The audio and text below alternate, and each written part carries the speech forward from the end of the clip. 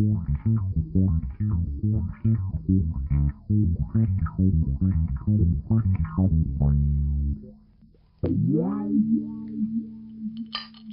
Cheers.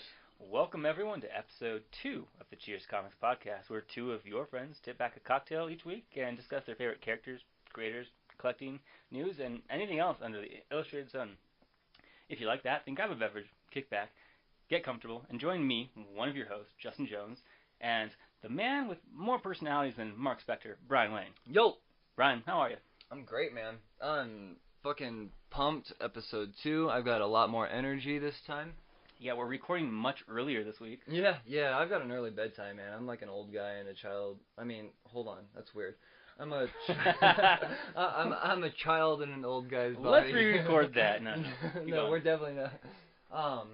But yeah, no, I'm great, dude. I am. I'm glad to hear that. I am sick, so last week we had a few technical difficulties. This time I'm sick. Maybe next week my puberty will finally hit and I'll get a scratchy voice. You never know, dude. You never know, keep man. This bad sound quality going. Baby steps, no pun intended with the last reference. Yep. So kicking off the show this week, we wanted to begin with what we have internally dubbed pressing issue. So Brian, how was Venom last week? How was that Todd McFarlane? Nothing like I expected, man. But not in a bad way by any means. I know last week when I was like speculating about Venom, I was like, oh, Todd McFarlane. For a brief second, out of impulse, my brain was like, how cool would it be if McFarlane just did like one page in the first ever Venom Annual? And then as soon as we stopped recording, I was like, that's probably the stupidest fucking thing I've said all week.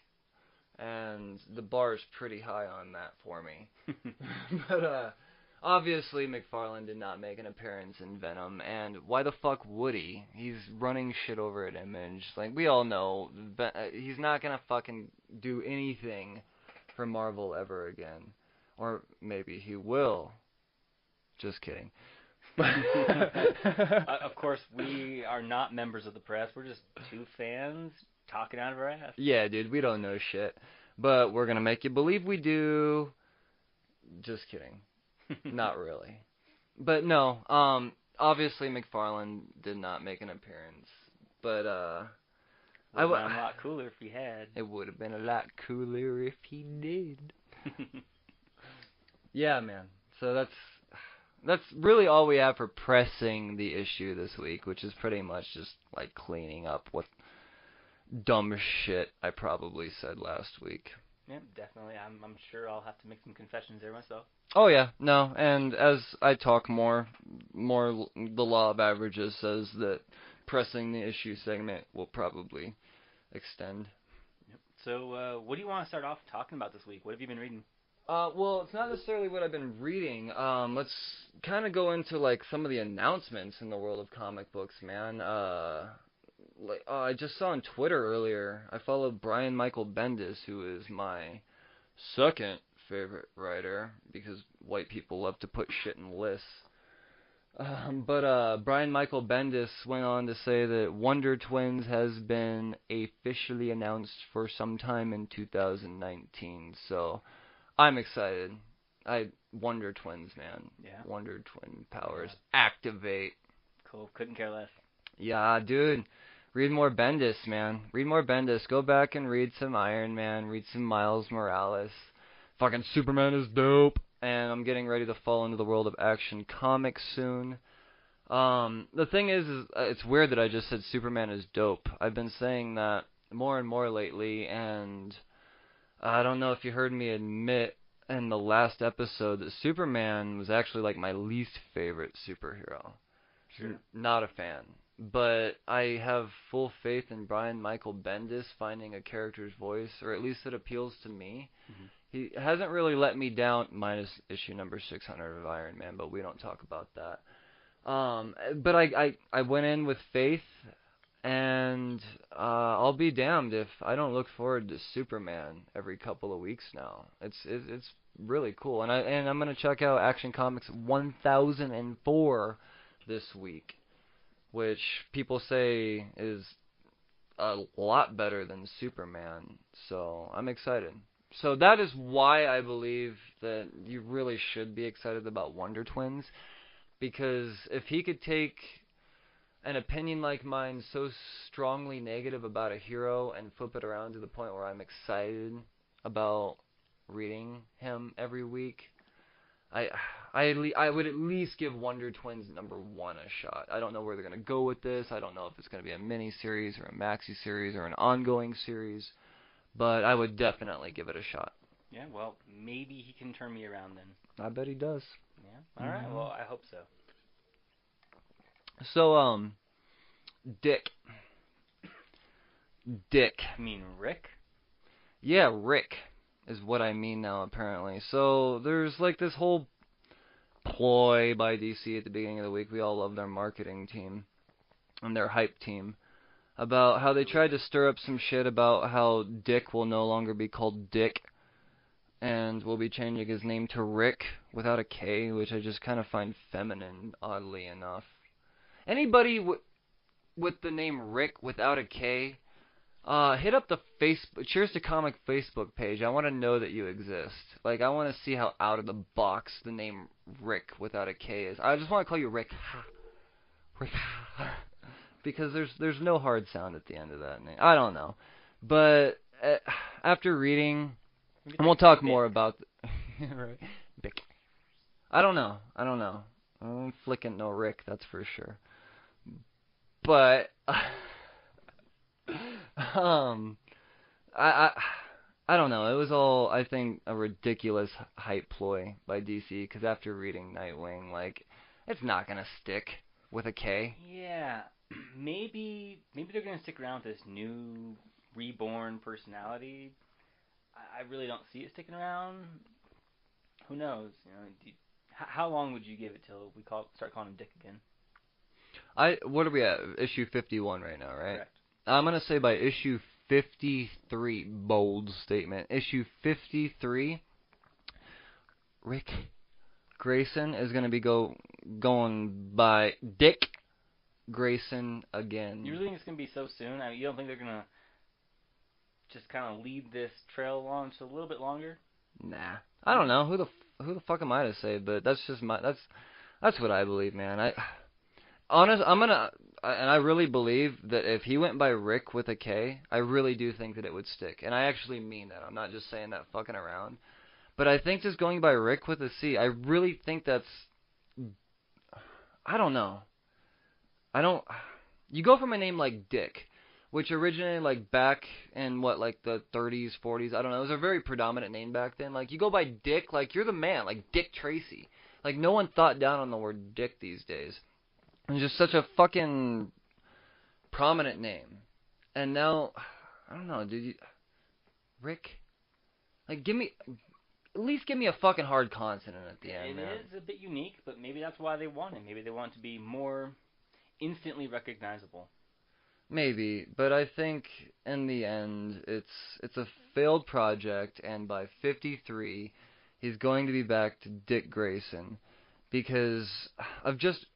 for so many reasons, and I'm going to touch on it a little bit now and probably definitely get into it a little bit more as we go into the reviews.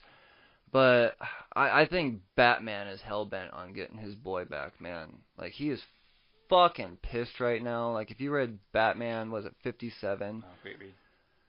Dude. If anybody wants Dick back more than anybody, it's fucking Batman. I don't know. I think Batman's kind of going through a lot right now. Maybe he thinks maybe this is just the way he's gonna process this best. If he's out of danger, if he's out of the team, then that's one less person he has to pester him about being left at the altar. You know, the one person who kept making him relive these moments. It's hard to say. It's hard to say. But nevertheless, I really, really, really like what Well, since we're still talking about Nightwing, what did you think about the detective taking off his mantle? Yeah, Nightwing with a gun. Detective Sapienza? Yeah. So, I don't know. I think we could talk more about this later on, but I really think that We already have that character. His name's Jason Todd. Like, we have a fucking Robin that runs around with guns. Like, we've got Red Hood, dude. Okay, like, but maybe now we have one that's not a vigilante, who's not the anti-hero. Oh, I'm intrigued. I am. But I think he's going to be a short-lived character. I do. I think I really do. Maybe out by that issue 53? No, Nightwing arcs seem to run between 3 to 5 issues. So I'm not retracting that he'll be Dick by 53. Because I think that'll come like mid-arc. Like I said, this is all just my ridiculous speculation. But I do think that this detective feller, I don't know. I think he's gonna last 5 issues, and he's either going to be humiliated out of the force, or I don't know. I just don't think he's gonna be wearing that blue and black very long, especially rocking a gun. Like, Rick he realized his Nightwing instincts, so things are starting to come back to him, obviously, and it all happened towards the end of the issue, so, we don't know how much of, what's happening or whatever. It was all written very well, but, I mean, at least well enough to the point where I'm definitely picking up 52, I mean, that's for fucking sure. But, we're looking at a man who is obviously taking to, drinking way too much and just not taking care of himself as he should be. And now he realizes he's a dangerous person, and he doesn't know what to do about that. Maybe we're looking at the Red Hood number 2. I don't know. I don't think a second Red Hood is necessary, because I believe Jason Todd is a brilliant character as is. But maybe, I don't know. I honestly think that this detective guy is going to end up in the Nightwing Rogues Gallery when it's all said and done. Yeah, that'd be cool. Yeah, I do. Maybe he'll end up as a anti-hero for Nightwing. Like, he's had a couple of pretty cool anti-hero stories. So now that I'm talking about this out loud, I think it would be really cool if they played into a, like, hey, you do this in this costume, and I'll do this in this costume, and, I don't remember shit, so I don't care if you shoot some motherfuckers. Like, the fuck do I care? I'm goddamn taxi driver, but I'm a taxi driver that can protect myself. So I don't know. Maybe I'm just rambling, but at the same time, thinking about that out loud, like, it would be cool to have like an anti-hero team-up situation between the two of them. I totally agree, and that's just a credit. The series is so good, that it can spark this kind of debate or discussion. I know I'm looking forward to seeing what else it has to offer. Honestly, I'm not gonna lie. The first DC title that I've ever subscribed to in my life was Nightwing. Tim Seeley really hooked me. Nightwing was my first DC Comics subscription. I've been a fan for a long time. I did fall off for probably about 15 issues, but I've picked right. I mean, I haven't missed a beat. It's fine. It's good stuff. I love it all. The art is. You know what I love about Nightwing is the art has never disappointed me. 51 issues now, and the art has never disappointed me. Not even Batman can say that. That's good shit, man. There's a reason why Nightwing is one of my wall books. It's definitely a good read. I had to catch back a few issues to really get the scope of what was going on, but yeah, I'm digging it. For sure. I mean, I'm staying on board. I'm staying on board. But moving along, I mean, we're now dickless. Yeah, we are now without Dick. One without a dick. Well, let's go into last week's books, huh? Yeah. What do you want to start with? Let's start with Cemetery Beach by Warren Ellis and Jason Howard. Cemetery Beach. So I missed issue 1, but I did go back and reread it, and issue 1 was just fucking incredible. Like, I gave it a 9, but we're not here to talk about issue 1. I just needed to read it, so I wanted to have more understanding what was going on in 2. Sure. my big draw to this book was Warren Ellis. I'm sure you know I'm a big fan of Transmetropolitan. It's the writer of Transmetropolitan. I stand by that as being one of the greatest pieces of literature I've ever read in my life. Really? So anything Warren Ellis touches, I have to at least give a shot. And I read issue 1, and it was everything you could ever want in a comic. And I read issue 2, and it was great, man.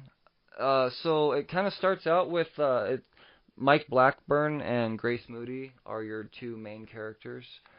And they're continuing to try to escape through this wasteland of a city. And you realize that this President Barrow, I did air quotes, and you sure did? I sure did. But his name really is President Barrow.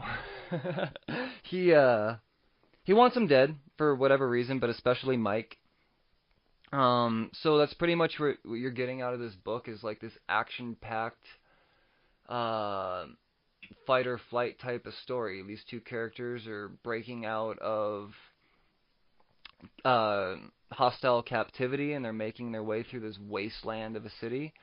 And you realize that they're wanted by the fucking President Barrow. I don't know what he's the president of, but I know the character design immediately reminded me of Mojo.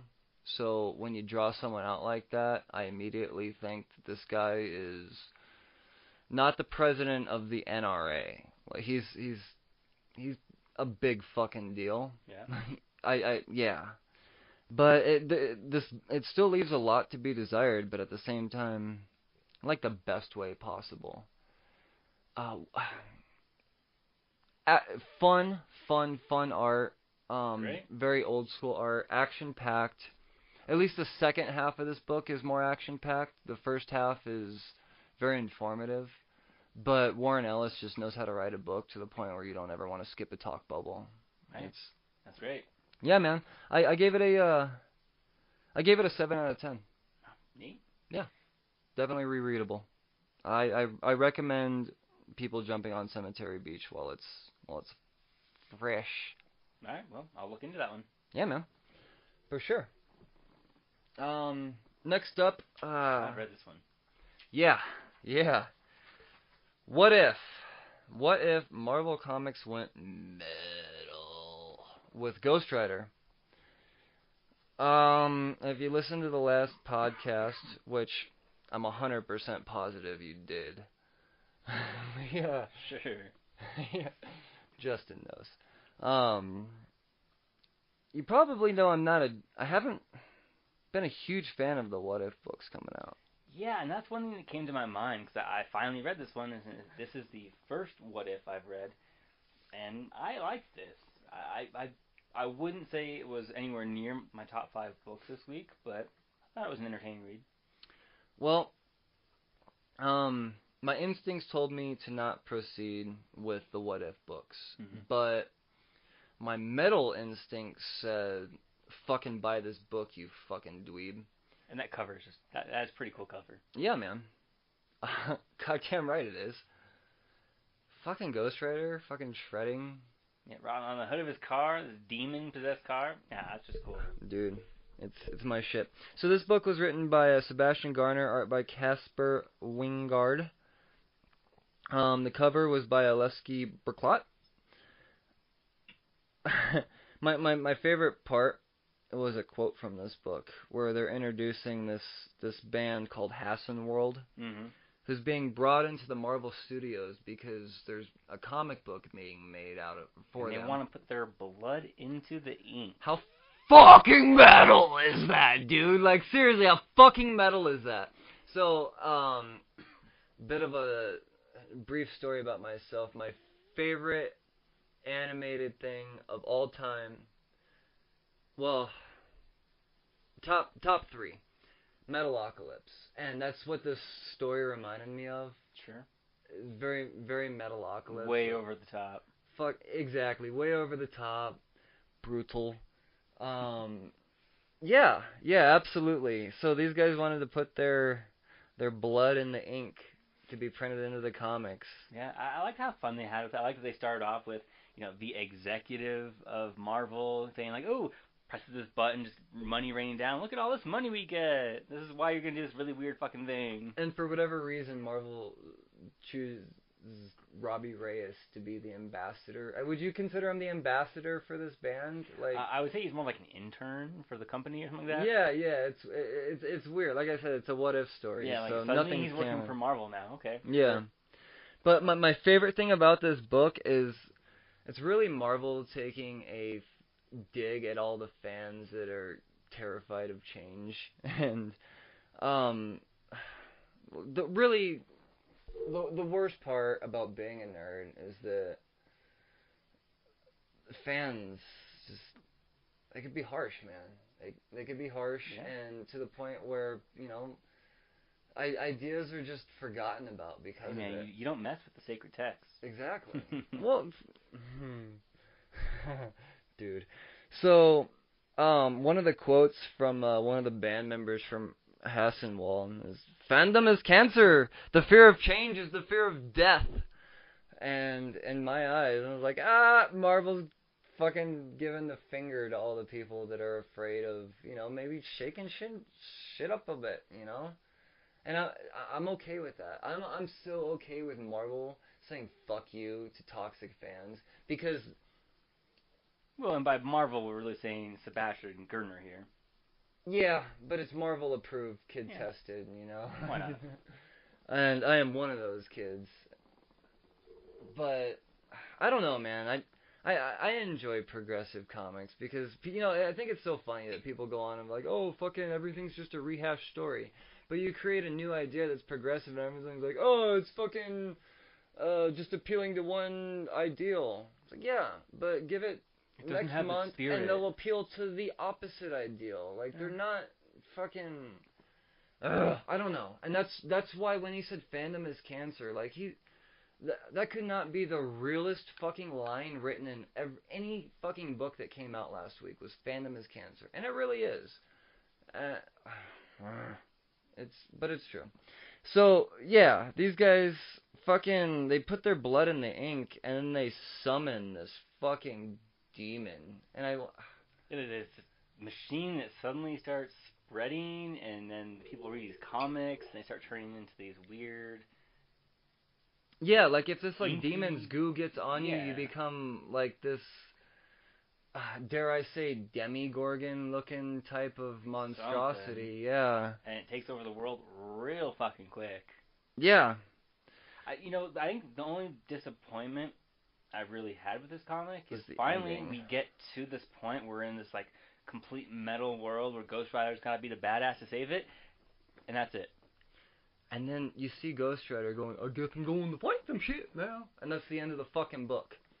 I'm sorry, Marvel. This did not need to be a what if. This needed to be a special what if. I want 60 pages out of this, you stupid motherfuckers. What are you doing? You ruined the best what if fucking concept of the year. Yeah, I mean, I don't know if they maliciously did this, but no, I think this would be a great one to say, hey, we're going to revisit, and here's 4 more issues. Lazily did this, not maliciously. But seriously, I want 60 pages of this, man. Like, this set up something amazing. I want to see fucking Robbie Reyes fight a goddamn black death metal band summoning a fucking demon from... Well, they're a mountain now, aren't they? Whatever, yeah, dude, they are now, yeah, they're like... The fucking what do you call it? The thing with the faces and the presidents. Oh, Mount Rushmore? Yeah, they're like the Mount Rushmore of death and metal, not to be compounded as one. Death and metal. Mount Rushmore? Yeah, there you go. There you go. All right. So what do you have next? Speaking of death and decay and whatnot, Marvel Zombie, #1. Yeah, tell me about this one. I skipped this. Written by W. Maxwell Prince, art by Stefano Raffaele, and colors by Rachel Rosenberg. Rachel Rosenberg was a busy girl this week, by the way. And the cover was by Juan Freya. But it's a post-apocalyptic setting. And in this story, our characters are Misty Knight, Spider-Man, Daredevil, Falcon, Moon Girl, and obviously with Moon Girl comes Devil Dinosaur. But they're still alive in this post-apocalypse. By the way, we're drinking screwdrivers today on account of vitamin C for Justin's for my cold. sicky pooness. But so yeah, these guys are out still fighting zombies, being fucking post-apocalyptic. I'm not gonna say that word again. Heroes. Apocalyptic. There you go. And then it kind of like flashes into this story. You see like this little boy and a friend, maybe two. I don't quite remember. I feel like they're in like this landfill type of area, and they find this blang blang. And this blang blang turns out to be an amulet. And you recognize this symbol in the art that kind of coincides with this zombie character that the comic's introducing you to in the beginning. And so honestly, there's a lot but nothing going on in this story. So once the kid finds the zombie, they realize that the kid, because he has the amulet, can control the zombie. Mm-hmm. And I feel like he just kind of wastes the shit out of that. And then... So when the kid's not controlling the zombie, is this zombie trying to eat everybody's brains? No, this zombie is not being a zombie at all. He's like totally acknowledging the fact that he's like, oh, all my zombie friends eat zombie, or other people that ain't zombies, but I ain't what like other zombies is, and my name is Simon, and by the way, I can't really talk. What you are hearing is all in my head, but eventually you might hear me talk when I say my name is Simon. And then Simon saves this boy's life. And it flashes to all of the previously mentioned badass heroes that we all know and love. They're being swarmed by a horde of, I think they said 100,000, 10,000, 100,000, 10,000 plus zombies, an unbeatable amount of zombies, even for these badass motherfuckers. With a dinosaur. So Moon Girl goes off and she's like, I'm gonna make a bomb. I'm gonna destroy a lot of these zombies. And then I think she's like distracted by Simon and the little boy or some shit like that. I don't know. I was in and out. I'm not gonna lie. And then she doesn't set the bomb off on time, and then fucking everybody dies except for Moon Girl and Devil Dinosaur, who I will say looks badass. He's all robotic, and because T-Rex is fucking, I don't know, nobody lives forever. Why are these motherfuckers still alive? I don't fucking know. But this robotic T-Rex, he looks cool. I'm not gonna lie. And he's just eating zombies like they're fucking Eggos or whatever dinosaurs eat. Certainly Eggos. I'm sure of it. And then so Moon Girl acknowledges the fact that she fucked up, and she's like, or however she whistles, and Devil Dinosaur comes patting along, and everybody's dead except for her and Devil Dinosaur and Zombie Simon and this little boy, who I think go off to like find his mom or something. Mm-hmm. Yeah. It was interesting. It was an interesting story. Like it wasn't bad to where I wanted to stop reading it, and I didn't keep reading it because I felt like I had to. I didn't know what to make out of it, is what it came down to. Well, I guess the question I have for you then is, are you going to pick up issue 2? Is there going to be an issue 2? I don't know. We should look into that. Maybe, you know what? Hold on. Why don't you talk about something real quick while I look into seeing if issue 2 of Marvel Zombie is going to be a thing. I will say one thing, though, is that the art in this was fucking astounding. And that's one reason why it was still a page-turner for me, was because the art. There's so much work went into it. There's so much fine black ink work, and I mentioned earlier that Rachel Rosenberg was busy, and she wasn't putting out slop this week. Yeah. The color is fucking on point. But yeah, no, it's I don't know. Will there be an issue? Yes, there will be an issue 2 of Marvel Zombie. Hold on, no, that's a old thing. I don't know.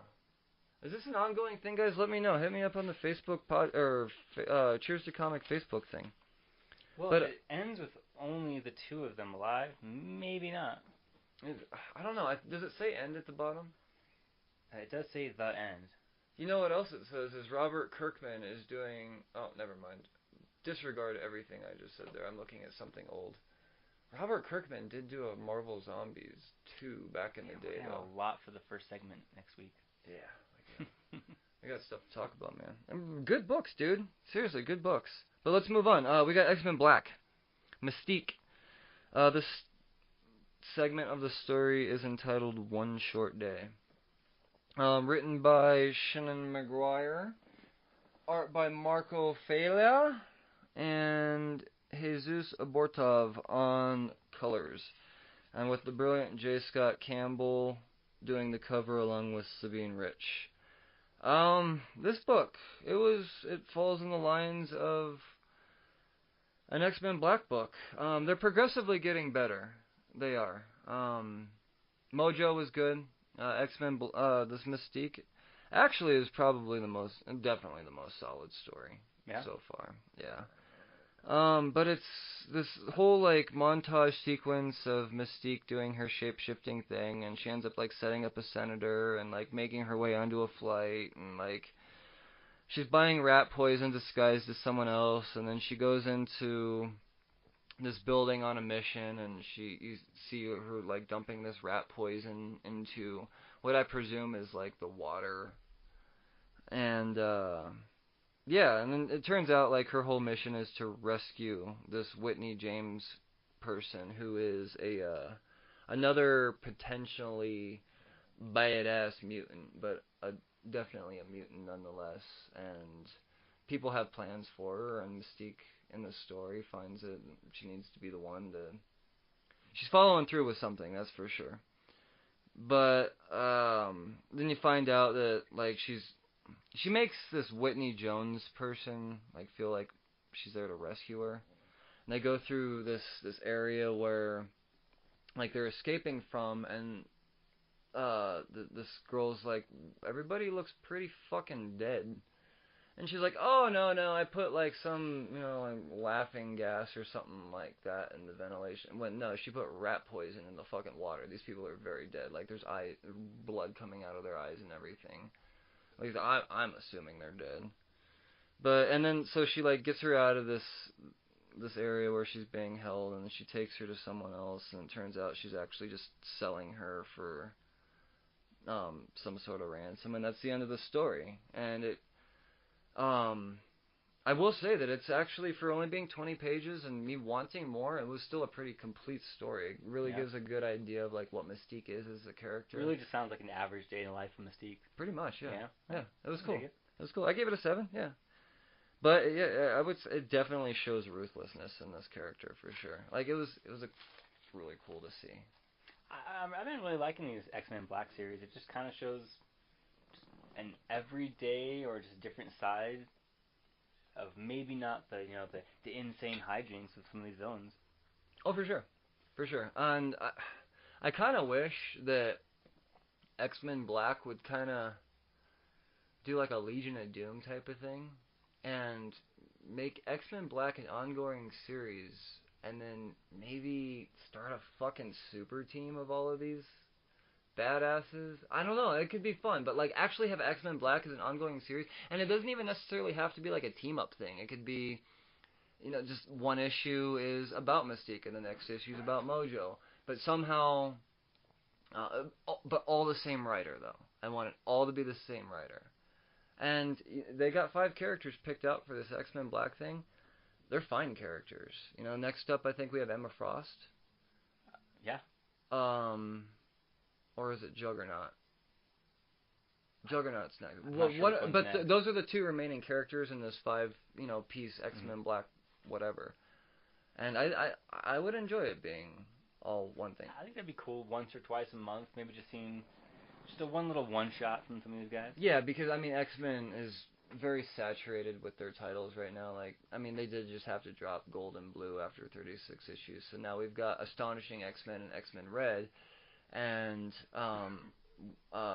Uncanny X-Men is going to be a thing now. And I have a feeling that once Uncanny comes out, it's just going to trump all of the other titles, which I hope isn't true, because X-Men Red is one of my favorite titles going on right now. I love Tom Taylor. I love fucking Laura and Gabby, the Honey Badger. I think they're great, but bold statement. I think within 5 issues of Uncanny X-Men coming out next month, there's no more Astonishing X-Men or X-Men Red. Man, you just got me into that one too. Yeah. I don't know. I hope I'm wrong. I really do. Yeah, we'll definitely find out. Yeah. All we can do is speculate. Soul, I guess we should definitely talk about this next one. What do you think about Vader? Dude, Vader. Fucking Vader. Fortress Vader Part 4 by Charles Soule, Giuseppe Camuncoli, and David Curiel doing the old colors on this one. And the cover by Giuseppe Camuncoli and Elia Bonetti. Bunch of fucking Italians, huh? Fucking Italians. Doing some fucking Darth Vader, huh? I don't know, but I love this cover. Dude, this cover. Vader covers hardly miss, man. Vader covers are very congruent with Vader stories. They've been solid through this entire volume, man. I mean, minimalistic, it has Vader on it. What more could you really ask for? Yeah, and it actually has a lot of questions to be answered just by that opening image as well, too. Sure. But I know you read Vader. I know you were a fan of Vader. This was a jumping on point of Vader for you. Yeah. Tell me what you thought about Vader, dude. Man, like, of course, I've seen Star Wars. I've always been a big Star Wars fan. Love the characters. But yeah, you and our small group of people were actually the folk that turned me on to Star Wars, because, confession nerds, I haven't always been a Star Wars fan. We were. Yeah. But now, I love me some Star Wars, dude. Specifically Vader. So naturally, I'm signed on to this Vader series. But yeah, go on. I'm actually excited that we actually completely agree on something Star Wars for once. Yeah. Hey, I'll take it. Small win. Yeah, this is a really good story. Darth Vader inherits this helmet from Palpatine. He goes to, what was the name of that planet again? Mustafar. Yeah. He has his own planet to do with what he wants. Yeah, Palpatine promises Vader and do his apparently thing. This helmet is a little bit more possessive than he first bargained for. Killed one of his first officers, or his architect. Well, I do kind of want to just toss in there, there's a reason why this planet Mustafar was specifically chosen, is because it's very rich with dark side energy. At least that Vader recognized. It's also where Anakin lost some of his ligaments. Oh, what do you know? Mm-hmm. See?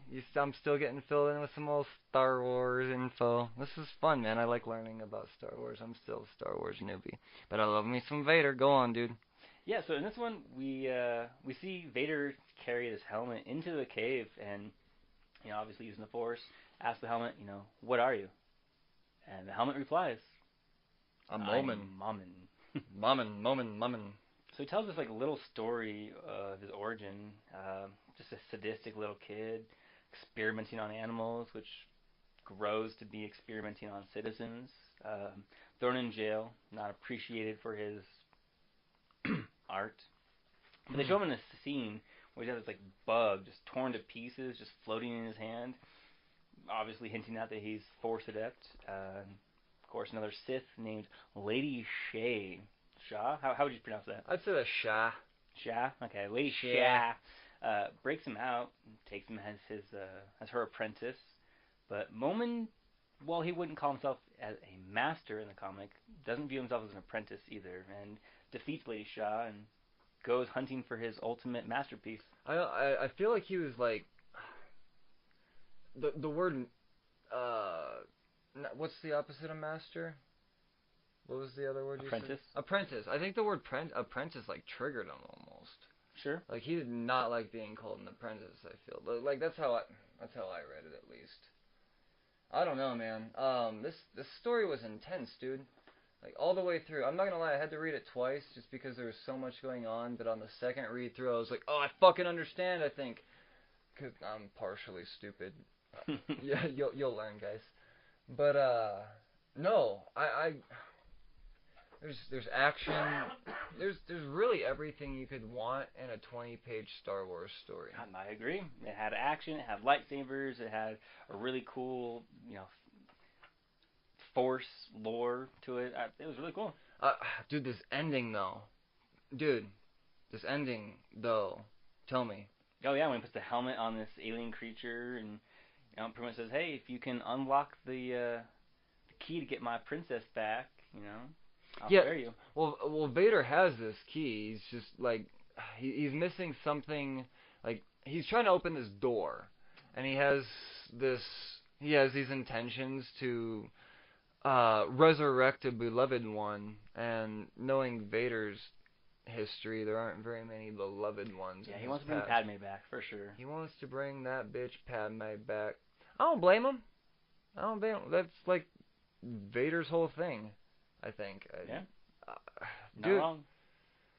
And I love the way that it's just, I don't know, it feels so fucking metal the way that this character just like bows down to Vader, like, and he's humbled by being. He wants to complete his fucked up masterpiece. He wants to get his creme de la creme of his art. And the fucking artist, and it's win-win. Yeah, and I just love how Vader's like, I've had people tell me false promises about the Force before, and pretty much saying don't fuck me, and just a really cool scene. Just a great read the whole way through.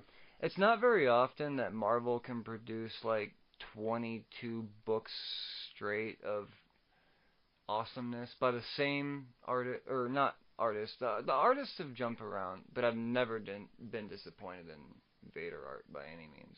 But Charles Soule, since issue 1, he just captures Vader's voice.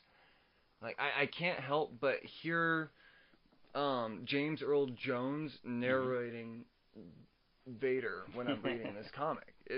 That is artist, or well, it isn't art. Writing isn't art. Sure, definitely. But that's writer talent at its purest. Sorry, I got the hiccup, guys. These fucking screwdrivers are amazing. Golly. But yeah, no, Vader. I don't know why I wrote down 7, to be honest. I'm gonna give this book an 8. Fuck it. This was a good story. I didn't take but 5 or 6 pages to describe everything I think I should probably know about this Moment character. That's writer brilliance, man. Like, don't fucking give me 20 pages of an origin story. Yeah, I liked it. I think it flowed really well. It was really easy to understand. It was a quick read. It was really entertaining. Yeah. One of my favorites this week. I love the art, love the story. Yeah, for sure, definitely. Dude. For sure. Moving along. I really liked this one. Dude. It was entertaining. It was silly, but it was entertaining. A lot of people talk shit about Marvel events, and if you listen to the last podcast, which I'm 100% certain you did, we as a dynamic duo of co-hosts love what's going on in this Infinity Wars event. Infinity Warps? Well, Infinity Warps is a tie-in to the Infinity Wars event. And it's so funny because everyone's like, fucking Marvel event, fucking waste of money, and now you gotta tie into a Marvel event, or like a sub-Marvel event. But you wanna know what? I think this is Marvel's biggest fuck you to all those haters, because not only did they do it, and do it again, I cannot wait for more fucking Infinity Wars and Infinity Warp stories. Like, last week we had Infinity Wars number 4. I gotta wait a fucking month probably for 5. Because we're gonna get a Rack Knight next week, which is hell yeah. Dope. But, so this week was Weapon Hex. Hex with a Hex. Fucking Ben Aker and Ben Blaker, or Blacker. You know what, I'm gonna go with Ben Acker and Ben Blacker. Yeah, sounds about right. Because I think it was just a duo match make in heaven. And then we got Gerardo Sandova on the arts, along with Victor Nava, inking, and Israel Silva coloring it. Humberto Ramos did this cover. I love me some Humberto Ramos. I want to see more interiors by him. And Edgar Delgado colored this cover, and it's a pretty sick cover. Well, fucking Laura is definitely my favorite female superhero, dare I say. I say definitely, dare I say. Off the top of my head, I think if you were to ask me right now who my favorite superhero is, I would say it's Laura. And anything that has to do with her, I'm automatically intrigued by. Like, I loved all the Venomized covers of her. Like, I've got a whole bunch of Venomized Laura covers. So when you mix her with a character like Scarlet Witch, per se, or her abilities, fucking sold, dude. And here, take my $4, Marvel. Definitely. Yeah. And I really love this really over-the-top Dr. Frankenstein-like approach they took with this whole story. So fucking over the top, dude. Yeah, I really loved it. By far the most over the top warp story. Mm-hmm. And they keep bringing in these new creative teams for all these separate stories, and Marvel, kudos, seriously. Fucking any fan that's talking shit about you, they're bored. They're bored. But this book just carries on the amazingness that is this series. So it starts out with like these two scientists. They're trying to obtain like this vessel for this. I'm gonna butcher this fucking word. Mephis.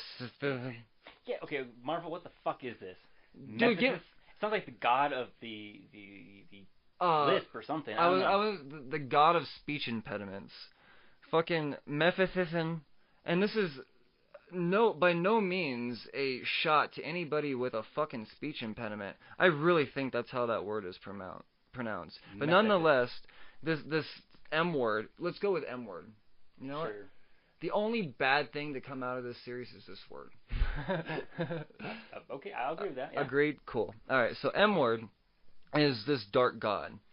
And if anybody saw the Venom movie, it's kind of like the same thing. Like, they're trying to obtain, like, the perfect host for a symbiote. I feel like it's kind of like the same construct with this. Sure. So, they have all these test subjects, and they have, like, a test subject 22 just don't work. So, what's the next number after 22, Justin? Test 23? Goddamn right. Maybe X23? What do you know? And when you mix a little bit of magic, what do you get? Hex. So, fucking goddamn, sorry guys.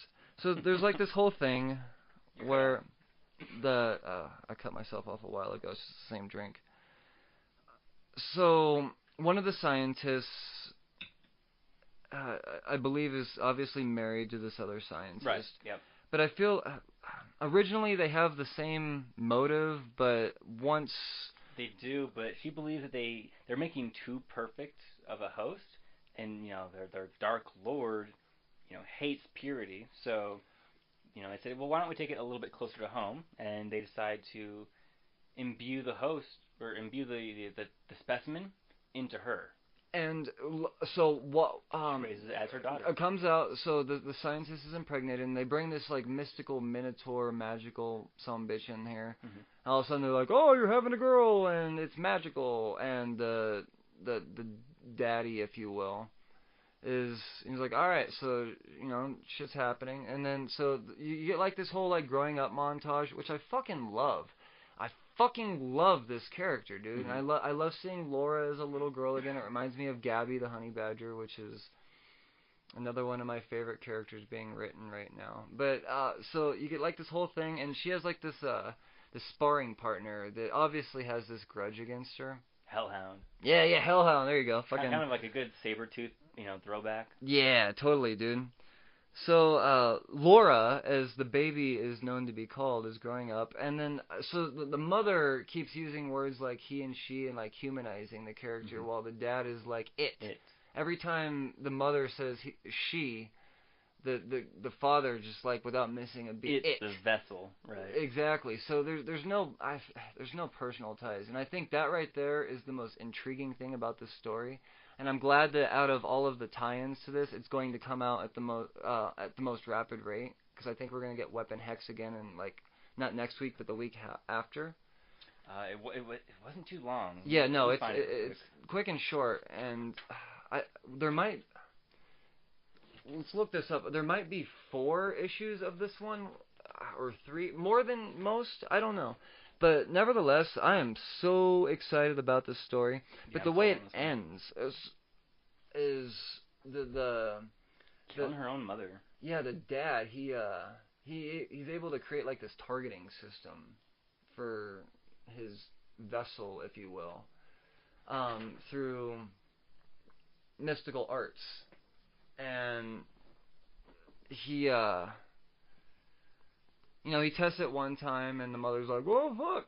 And then, ironically, once you realize that the mother and the father aren't going to come to terms on this she-it thing, or shit, for if any you of you will, MMO players out there, it's kind of like an aggro spell, like instantly aggressive to that target. Blammo. Yeah. Goddamn, dude. So the end of the issue is pretty much the father character. I don't know how to describe this guy. Male scientist. Evil doctor. Evil. Pretty much sicking Laura on the mother, and the mother saying, that you have to leave, but take your sister. And this is the first time we've heard of her sister, and then you hear, like, you realize that she's thinking, I have a sister. In the background, you see, like, the same Minotaur-looking creature that's, put the mystical spell on the fetus. You fucking see on the back page, I told you to call me Speed Weasel! And you know what Speed Weasel is, motherfuckers? It's fucking Honey Badger and fucking Quicksilver. Yep. With a capital fucking. And, dude, this character design, like, remember, like, how blown away you were when you first saw Trunks in Dragon Ball Z? Yep. Like, that fucking character looked badass. That's how I feel about Speed Weasel. And sure. If there's any character that I hope stays in continuity after the warp is finished, I hope Speed Weasel gets her own universe. I would like to see her pop up every fucking great once in a while, even if it's just... Oh, I don't think we'll see it. But I want her to be canon, because Speed Weasel is... Alright, Iron Hammer, fucking boner. 2 favorite characters, amazing. Yeah, that was really cool. The goddamn Captain America and Doctor Strange mashup. What do they call that? Soldier Supreme. Right. Good stuff. Yeah. I'm excited for Arachnite. I can't say yet. Yeah, I'm looking forward to that. I haven't read it, but Moon Knight's one of my favorite. I am the man of many personalities. Many personalities. I'm kind of a bit of a Moon Knight fanboy. You'll get to know that next week as I talk about issue 200 of Moon Knight. But anyways, dude, I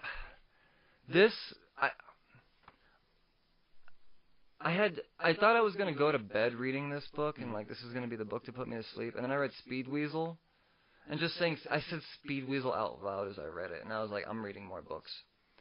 So then I moved on to Thor. That was a good read. Man, this cover. Every time I see it, this one's really growing on me. It has that whole Dungeons and Dragons aspect to it. Fin Fang motherfucking boom, leading a gang of monsters. You got Old Man Thor here. I love how relevant/irrelevant Fin Fang Foom has become. Like, he's totally irrelevant. He could beat within a page every issue, every time he pops up in an issue. Mm-hmm. But he's being used more than ever, and I find that fun. Like, Fin Fang Foom, dude, he's such a cool C-list character. Villain, evil. But, Thor, number 6, or if you're going by legacy numbers, number 712, the story is called Midgard's Final Doom by Jason Aaron and Christian Ward. So remember last week, of course you do, you listen to the podcast, when I gave you all types of shit about a special guest artist, Christian Ward, because all you motherfuckers were bitching. And I love the fact that Christian Ward came into this issue so fucking hard, but I feel like he gave an ode to the previous artist. I do. Oh, the art is fantastic. This is the whole read. So this story takes place in the very, very, very distant future, and so we're introduced to Dr. Doom, and he possesses the power of the Starbrand, the Penance Stare. He's a master of the mystic arts, and he also has the Iron Fist. Why? He's a dude. Why the Iron Fist? You have all the other powers of the cosmos at your command. Why the Iron Fist? Did any of those say punchy besides Iron Fist? No, I guess not. Fucking punchy, dude. Okay, well, I stand. Well, I'm sitting, but yeah. Anyway, go on. So we're introduced to this amazing being that is Dr. Doom, with all the powers that one could ever fear. And the Iron Fist. Dude, I am scared, terrified, poopy pantsed of the Iron Fist. Don't let what the Netflix series has introduced sway your thoughts on Iron Fist. Danny Rand, especially when combined with Luke Cage, is some of the best comic book chemistry you could read. It really is. Sure. What you saw, we don't talk about. We're not about talking about TV, but I want you to know that if you're not familiar with Iron Fist comics, what you saw on TV is nothing like what you should expect from reading an Iron Fist. Well, certainly comic. not. But is the Iron Fist really any contest for the Starbrand? No, it's not. But Starbrand is. It doesn't say punchy, and the only thing out of all those powers that say physical brute strength, honestly, is the Iron Fist. And I mean, you got magic, you got fear, you've got just all power, like pretty much just reality bending, whatever. Essentially, the Starbrand. I had to do a little bit of research before this podcast because I'm not familiar with the Starbrand until recently.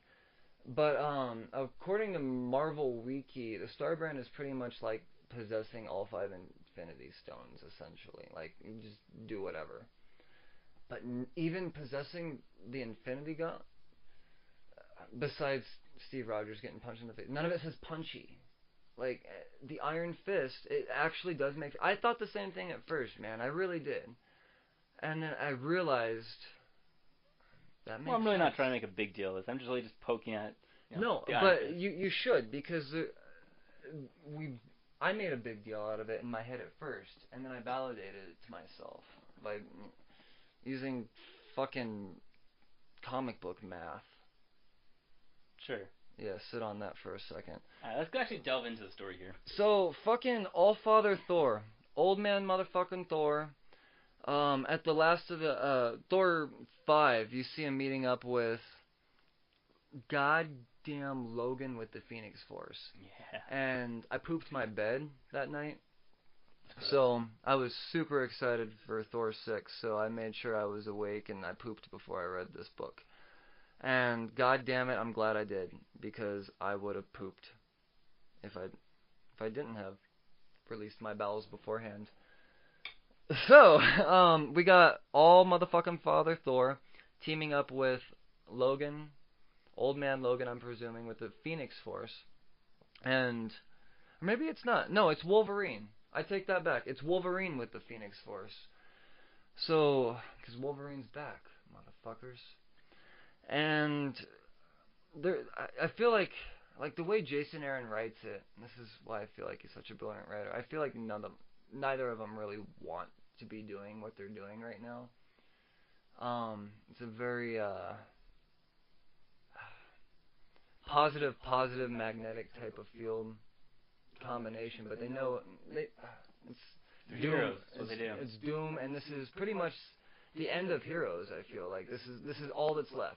Doom's the last bad guy, and Wolverine with the Phoenix Force and Allfather Thor are the last good guys. So these guys go to team up against Doom, and Doom fucks them up, dude. Like, it's not even a goddamn contest. Like, Doom fucks them up. Like, that glowy fist fucking punches some motherfuckers, let me tell you.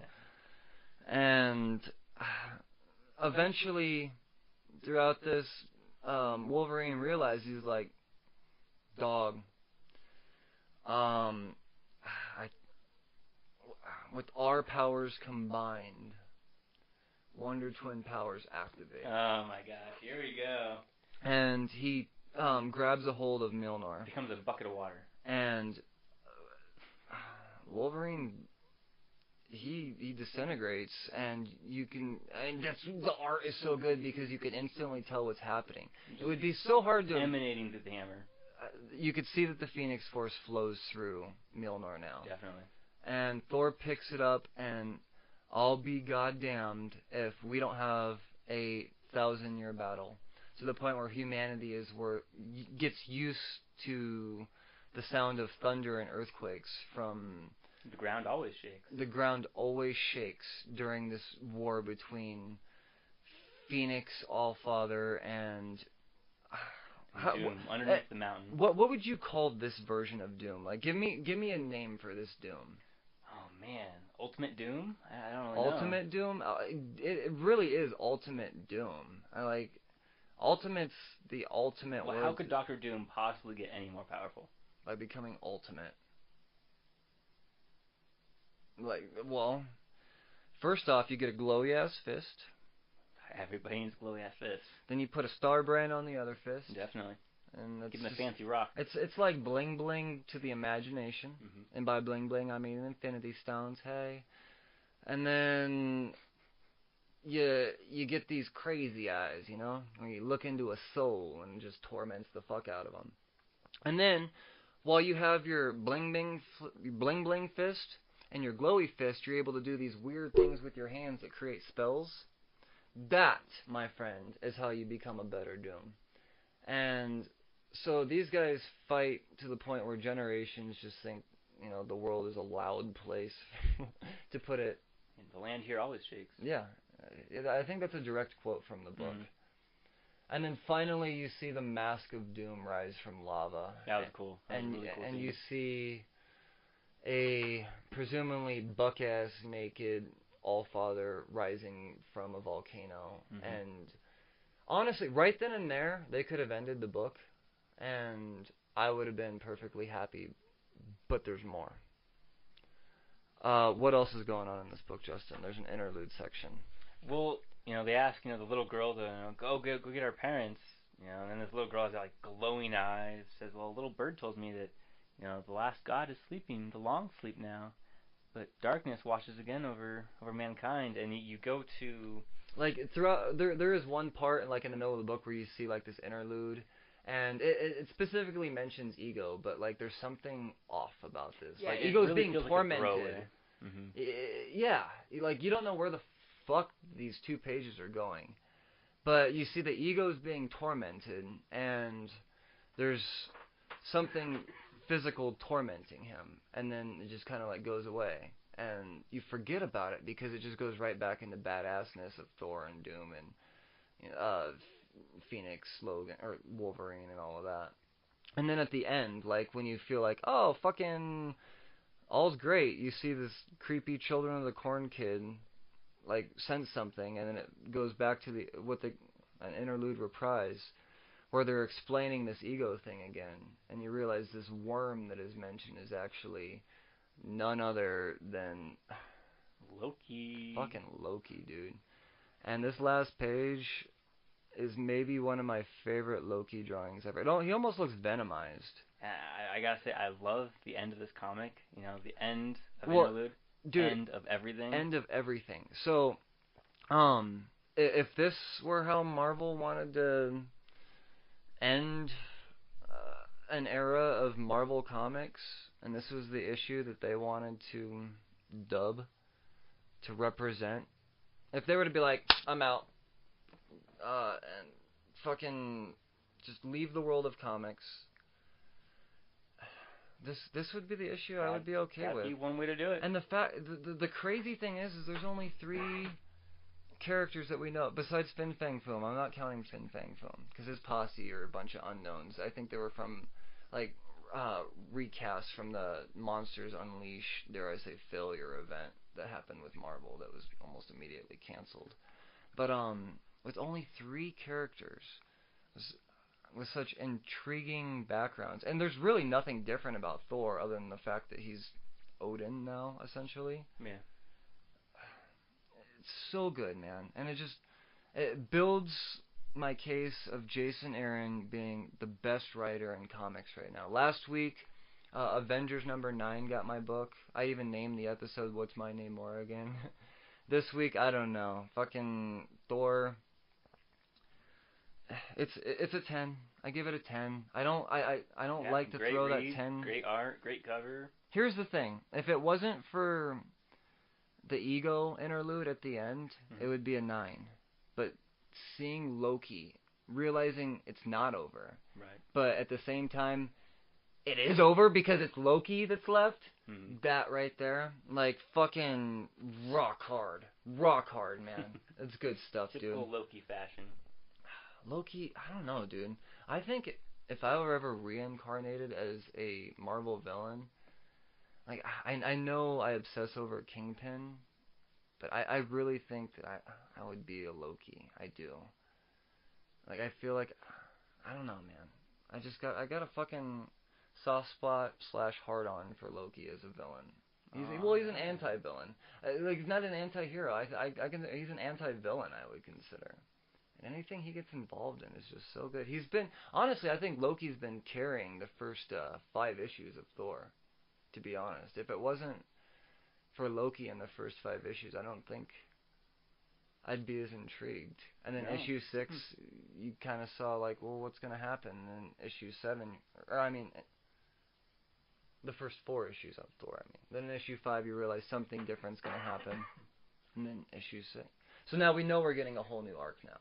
Like, I don't think it's going to, like, play off of this Loki ego thing, except for maybe be mentioned by Jason Aaron later on, just like he likes to reprise his old writings. We'll certainly see. Dude, Jason Aaron, you're the fucking man. If you're listening, I doubt you are, but if you are, you're definitely listening. Thumbs up, dude. Definitely listening. Weapon H. Kind of on the same level of mashup characters, but this is a mashup character that's sticking, dude. Weapon H #9, War on Weird World by Greg Pak. Guiu Villanova and Maury Hollowell doing the covers. We're terrible colors. Names. Yeah, I love reading comics, but I don't read good. You know, like how like there's like illiterate Christians that can only read the Bible. Like I feel like I can only read comic books. Otherwise, I'm glad stoplights are color based. Go or don't. Yeah. I don't know. This is my calling, man. But this cover by Philip Tan and Romulo Fajardo Jr. The Weapon H covers have been nothing short of fantastic throughout this entire series, man. These covers are so good. And lots of action. Weird World. Are you not intrigued by something called Weird World? Okay, I could be completely thrown off here, but isn't that Mojo's universe? Well, you know, I think Mojo definitely played a part in Weird World. Weird World is just I think it's just a place for weird stories to commence, to be honest. Guys, okay. Honestly, let us know what you know about Weird World. Like, hit us up on the Cheers to Comics Facebook page. We want to know what you know about Weird World. We're tired of looking at Marvel Wiki for these new concepts that are being... It's a lot more or fun old concepts that are being brought in. Definitely. Oh, absolutely. We love hearing from you guys.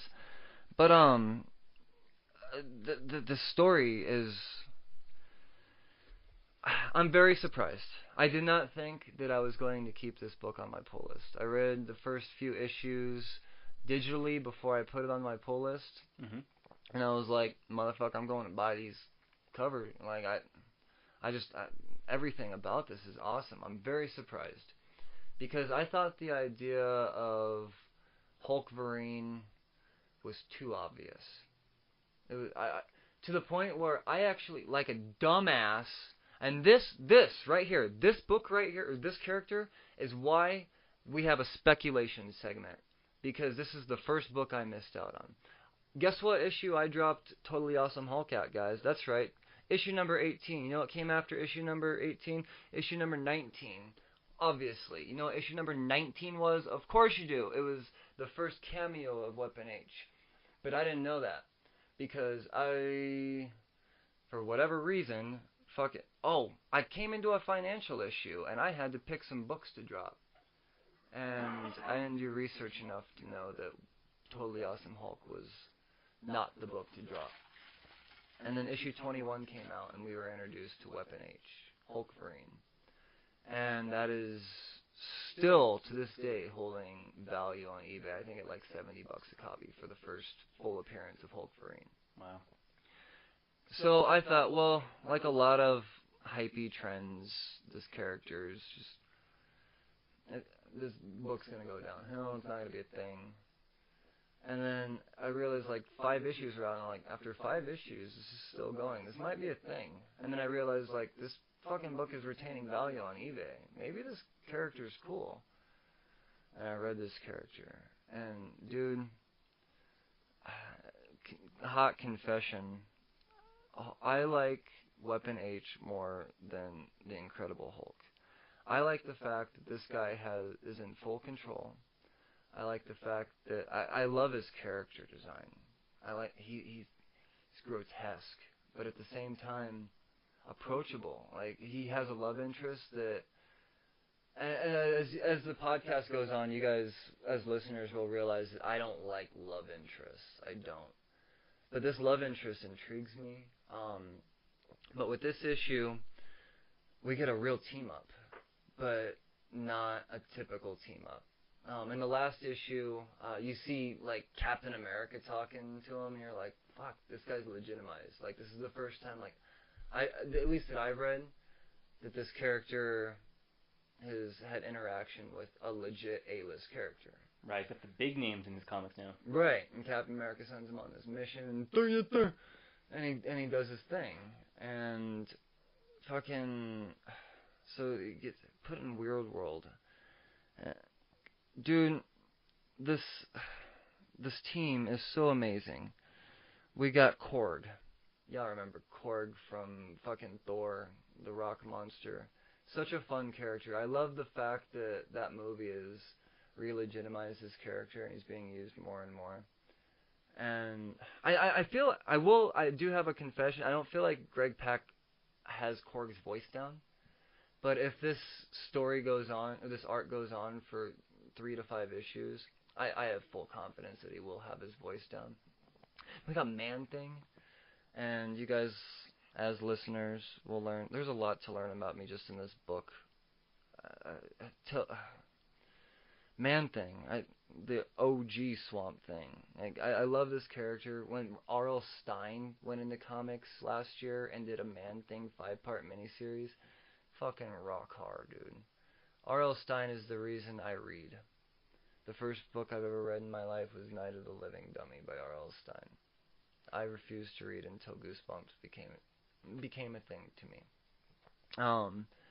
And then I heard that not only was R.L. Stine doing a comic book, he was doing Man-Thing, which I think is probably one of the most maimed Marvel things out there. I mean, Man-Thing. Like, I had giant-sized Man-Thing number 2 hanging on my wall for a while. Like, let those words soak in. Giant-sized Man-Thing. He's a meme, dude.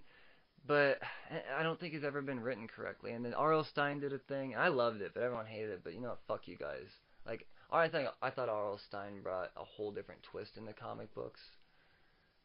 But that's another story. Maybe another branch of a show. But so Man-Thing is on the team with this new character that I love with Korg that we've all just pretty much been introduced to. And then we've got Tatiana, or is it Titania? It's probably Titania. And Blake. Can't forget Blake. Can't forget Blake, man. But, so, yeah, they all go to Weird World, and they're there to, like, save these Roxxon Corporation people, and, as it turns out, the Roxxon Corporation people, I don't know, there's, like, an ulterior motive to all this. Really, this book is, it's good, and I don't really want to give it away from A to B. Because I think this is a character. If you were to jump on this book, like, honestly, this wouldn't be a bad time to do it. Ideally, read the first 5 issues because it's still early. But if you like wacky and new, Weapon H number 9. It's sweet. And fucking, I don't know why I wrote 6 on here. I definitely give it a higher than a 6. This is rereadable. I give it this a 7 for sure. Weapon H, man. Fucking Greg Pak. Don't stop. On the subject of heroes with letters, we got the Astonishing X-Men, number 16. This story is called Until Our Hearts Stop. It is part 4 of that little arc. We got my man, Matthew Rosenberg, writing it. Greg Land and Jay Leston doing the arts with Frank DeMarta coloring. The cover by Greg Land, Jay Leston, and Frank DeMarta. So we got our artistic team doing the cover, which is always amazing. Dude, I really like this book to the point where I made sure that you read it so we had something to talk about. Let's start out with how you felt. Like, do you feel like this was a book that you had to have read? Like, well, since I haven't read anything for the story leading up to this, definitely not. I really just didn't know what was going on half the time, and I didn't even realize this was Havoc until more than halfway through the comic, because of that ridiculous headpiece. So, welcome to the new world of X-Men. Just new so costume, you guys, cool.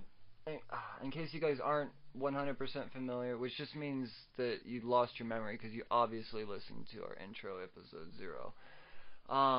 Justin is fairly new getting back into the game of comics, so he considers his knowledge outdated, but I consider it fucking Silver Age, buddy.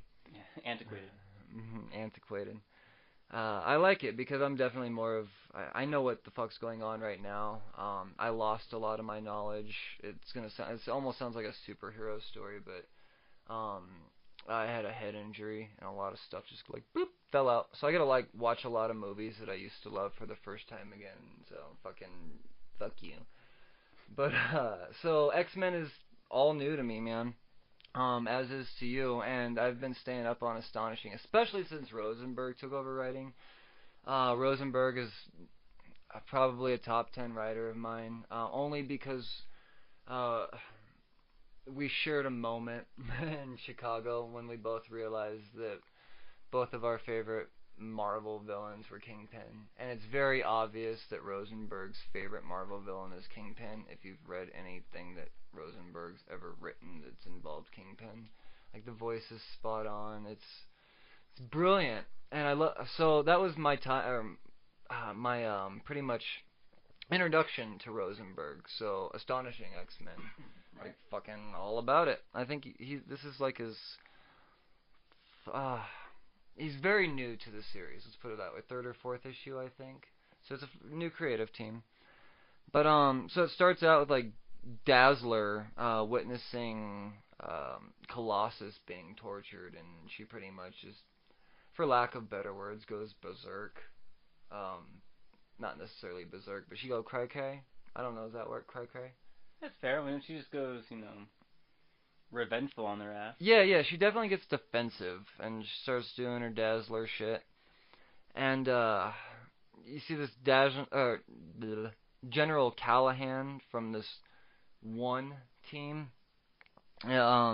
He pretty much has the vantage point over Dazzler, has the gun to her head, and Beast is like, "No, I'm super smart, you want my brain before you blow hers on the floor," for lack of better words, and he was like, "Say word," and Beast was like, "Word." So Beast is 1 now, and Short-lived. well, we're skipping around, and then all of a sudden we see like Havoc. He's seeking out. There's something the Reavers has that he's interested in, so he goes into their little hideout, and then he gets cornered by the Reavers, and we're introduced to this character Donald Pierce, and they end up finding a common ground. They're like, "Oh, you hate 1? I hate 1 too. Wait, did you say 1 too? That's math." Anyways, I just made that up. That part wasn't in the book. But fucking. So they make their way back to like the 1 headquarters, if you will, and they're like, "Oh shit, Beast, are you 1 of them?" And he was like, "Nah, I was just pretending." And he was like, "Well, what do you know?" He was like, "They Nothing. up to some shit." And he's like, "Well, tell us." He was like, "I don't fucking know, but they secret like a motherfucker, and I'm suspicious. They're definitely doing something." And that's exactly how it went down. Exactly. Yeah. Well, yeah. And I mean, this is verbatim, guys. Like, read the comic book. Jesus. Spoiler, that's not verbatim. No. Verbatim. So, anyways, like, there's this whole confrontation where, like, Beast, what's his name? Donald and Havoc, they're all in, like, this area, and the Sentinel comes in. What are they? Fucking... Yeah, it's just a Sentinel. It's not a Tri-Sentinel. It's from a different story. Tri-Sentinel is from Spider-Man. Sentinel comes down and attacks, and Beast and Havoc are like, "Say word!" And Donald Pierce is like, "Mwah ha ha ha ha!" Evil laugh, but ish. And it turns out that he's controlling the Sentinel, and he set up Beast and Havoc, and we get this thing, but it turns out to be a pretty cool fight scene. And part of the fight scene was hilarious. You think the rest of the book was hilarious? Wait till what I got to say next. So, there's another member that's not, I haven't really mentioned yet, but Warpath is a part of this, like, Havoc group that goes in to infiltrate, the Reavers and all that shit. Like, Havoc is with other people, but Warpath is another member of this group.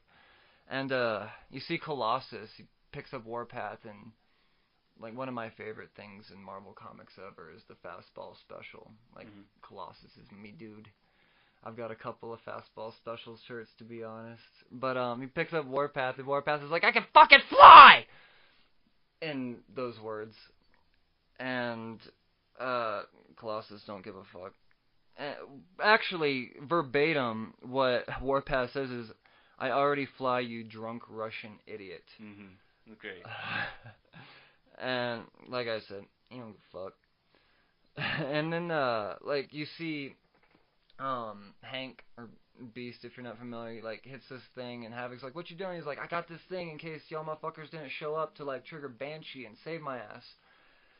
So he hits this thing, and, a matter of seconds goes by, and Havoc's just like, "What happened? It didn't work."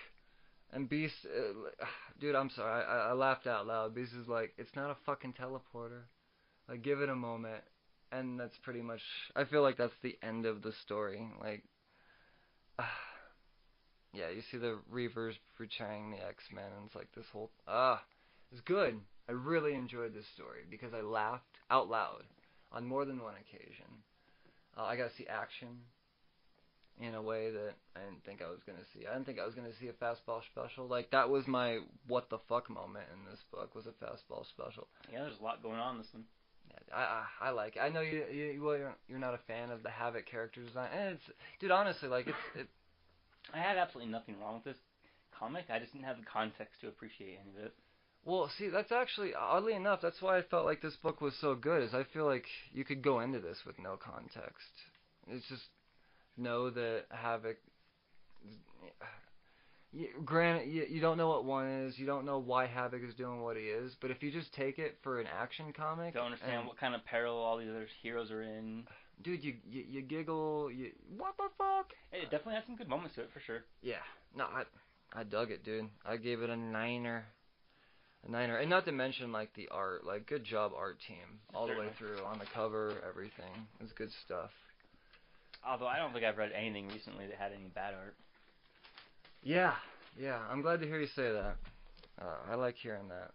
'Cause it's a fucking tough thing to do, man. Art's not easy. No, I mean, all these guys right now are very talented. Definitely earning their paychecks. Oh, for sure. Making that money. This next book, finally jumping into Daredevil. I've been collecting for way too long without reading, and I feel like this might be a good jumping on point with the death of Daredevil. I'm excited. Daredevil number 609 by Charles Soule. Phil Noto doing the art and the cover, so interiors and exteriors. Now, I know right off the bat, you love that cover. Well, you know why I love that cover. I do. My boy, I got Kingpin in it. Anything with Kingpin, dude, fucking rock hard. Rock hard. But the book starts out with little boy Devil getting smacked with a car. Well, I don't know. There's a lot of stuff going on here. Looks like Elektra's getting killed by old Bullseye. And then it kind of flashes forward, and you see Daredevil in a hospital bed, and you know they're doing their thing, and it's I don't know. It's just intense writing. I really enjoy. I'm disappointed that it took me so long to jump on Charles Soule's Daredevil. Like I'm definitely gonna go back and at least read 600 through 608 to get caught up because I like the whole Mare Fist thing and all of that good stuff. But so you get like this whole scene where Murdock is going to save this kid as an adult. He's an adult. Like, this isn't his origin story by any means. I don't want anybody to be confused with this being an origin story. So, he saves this kid, and then he gets hit by a truck. And that kind of, you know, translates to him being back in the whatever, you know, in the hospital bed. That explains that, at least. And, he recovers, but he does it, I feel like, spiritually, is how I read this. His old trainer, like, gets to him in his head, and in a very brief, like, two-page spread, just kind of gives him his confidence back again. I feel like that's a very common arc with Daredevil. He kind of needs that kick in the ass sometimes by his mentors or whatever. He's deterred a lot, but nevertheless, he's a fucking incredible character. Like, he's so deep. Blind, crime-fighting lawyer. Yeah, sure. man. Yeah, and what's not to love? So then, this is my favorite part. He realizes that there's some shit going on with Mare Fisk, and that noise you heard in the background, by the way, was not a fart. I have a dog that is part hog. That's Dr. Strangelove. And that jangling in the background is Jarvis, my personal assistant / dog. But anyways, back to the book. So you see Matt Murdock going in this room as Matt Murdock, a blind lawyer. And there's a few people in here. We've got Cypher, this character. We've got Frank, who's, I believe, just a legal, normal, everyday guy. And this is the part of the book that upped the rating 2 notches for me. Is we got Reader. And if you're not familiar with Reader, Reader is my favorite Inhuman. And his special ability, I think, is one of the most interesting special abilities. What's that? Anything that he reads comes to fruition. But as a kid, once the Terrigen mist hit him and he started to develop his Inhuman powers, his people were very threatened by what he was doing because he was young and reckless, and you know, a kid with an imagination is fucking scary. And anything he read, so if he wrote it and read it, so they cut out his eyes. So he carries around these Braille cards with very specific commands, but he can only do it so often because he gets weakened and all of that. But he is the reason why I love the Inhumans. He's my favorite. So he was brought into a fucking Daredevil comic. And it's cool. You get this meeting, them like discussing, you know, we need to take down Fisk. He's corrupted, all of that. And then you see, what's his name, Frank. He's like, blah, blah, blah, blah. He says something to where it antagonizes Matt to pull out the Daredevil mask and confess. He's like, I'm fucking Daredevil. This is why you should trust me. And it gets to the point where he's like, so here's the deal now. We're all vigilantes. We're going to go after this guy in a non-legal matter. And then you see this montage of Matt, like, flying through the air trying to be a hero. But remember, he was just hit by a truck, so he's still really fucked up. Sure. So he's, like, flying through the air and, like, he's not doing well. And he realizes that, oh, shit, like, I'm not doing well. And then you see, like, this weapon, like this bone dagger, come flying through the air on his little rope as he's swinging around. And he's like, what the fuck is this? And he's got a villain to fight. He goes to fight this villain very briefly. And doesn't do well, but the villain retreats for whatever reason. And he's like, I'm in no shape for this. And he's pretty much like validating why he has this team and why he came out as Daredevil to these guys. Because I think, yeah, at least that's my opinion. At least I don't know exactly what's going on here. So yeah, you see this character, and then you see this end scene with Elektra in the bed, and then bump, swirly tongues, and to be continued. I could have done without the last page. As a lot of readers will find out about me, I'm not a fan of Elektra. My least favorite part about one of my favorite heroes. Yeah. But this is a solid fucking issue, man. I'm curious to see where Kingpin comes in more. I know he's going to be involved. Sounds like the beginning of something interesting. Dude, I want to see Reader and Daredevil doing their thing back to back. The Cypher character, I'm not too familiar with Cypher. Me neither. But it's just an odd group in Hell's Kitchen, just hell-bent on fuck Wilson Fisk.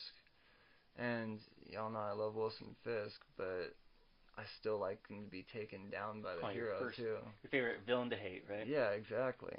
Like, I'll always pull for him, but when it's like Daredevil or someone like that going, I'm still gonna pull for the hero. Guys, I'm not evil. Like, you have a villain you want to root on. Like, yeah, you almost got him this time, but yeah, for sure. You know, it's his job to fail. Absolutely, yeah, man. Solid issue though. Speaking of solid, we got a first ever for Venom, his first ever annual. Donny Cates leading the way, and we've got a mixture of artists and writers. And it's convoluted and confusing as to who's doing what. I understand it differently as to how it was explained to me. So I am not specifically going to say which artist and writer is doing Certainly. Specific story. And to elaborate more on that, is this Venom Annual is essentially 3 flashback mini Venom stories. 3 people at a bar telling stories. Yeah. We got a Black Cat thing in there where Black Cat's like, oh yeah, I fucking came across Venom one time and I fucked up and I wanted to fight him while he was like actually trying to save people, and it pissed him off even more. And he whooped my ass! And I'll never do that again. And that was the Black Cat story. And then we had the bartender going, well, I got one better. Fucking Wolverine was in here one time. Fucking Eddie Brock. Fucking Venom came in here one time. And those motherfuckers, they fucking duked it out in this bar. And it was one of the most amazing fucking fights you've ever seen. And those aren't his words. Those are my words. Because it was great. That was by far the strongest part of the story, I think. Up to maybe the end, which is definitely Donny Cates' writing, which makes sense. But then there was another arc where we had him fighting Juggernaut. So just picture Venom fighting Juggernaut. That's what you got. It's good. It's fun. I'm not gonna give all the details away. And then at the end, like, so it's kind of like wrapping up. All these villains are like, fucking blah blah blah, and you see like this black figure in the background, and they did a good enough job for me to not think twice about it. And then when it's revealed at the end, I was like, how did I not fucking realize that's what it was? But this guy's like, yeah, Venom ain't shit. And then all of a sudden, this black figure is like, Venom's some motherfucking shit, and presumably he bites his head off. So is it a fun story? Oh, definitely. Absolutely. It's your typical be afraid of Venom story. Is it what I expected out of Venom's first annual actually being written by the same writer doing their current run? No. Well, and we didn't see Todd McFarlane, so... Yeah. I was trolling y'all. We all know McFarlane's not doing shit like that. But, fucking A, dude. Justice League Dark. The Witching Hour Part 3. Yes. Because The Witching story? Hour Part 1 and 2 was something that apparently we needed to read before we read Part 3.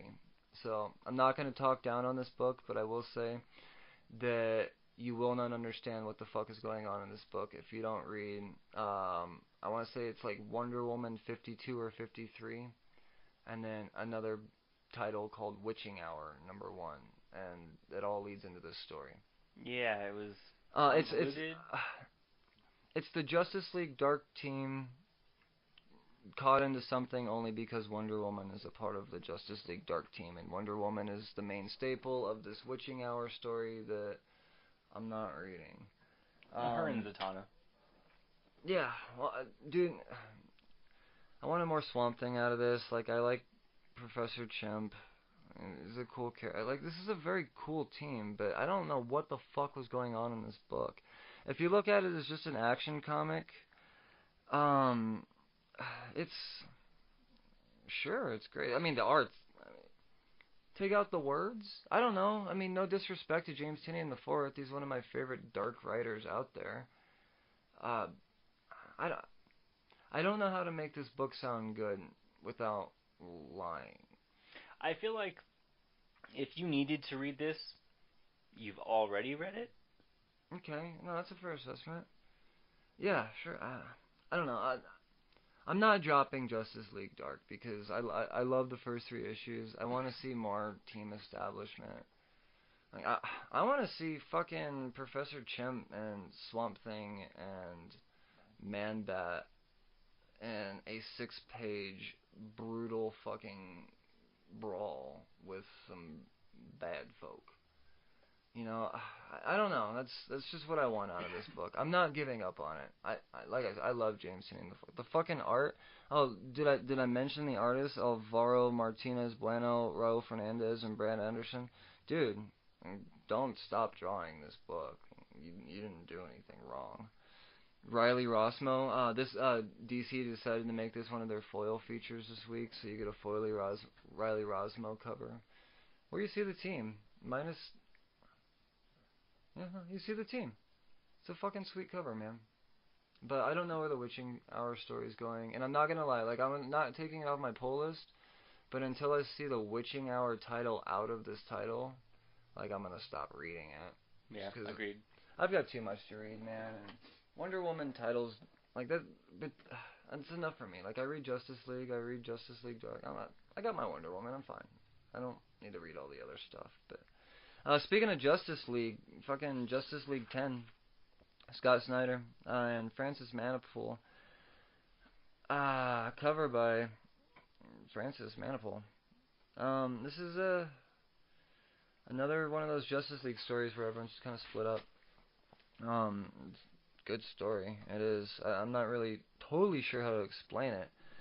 I got Wonder Woman, Aquaman, and Firestorm all in a scene, and they're searching for Poseidon, or the essence of Poseidon, per se. I don't know. Aquaman seems to believe that Poseidon's still alive somehow, even though he's presumably dead.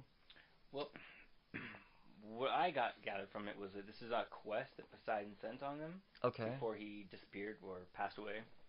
And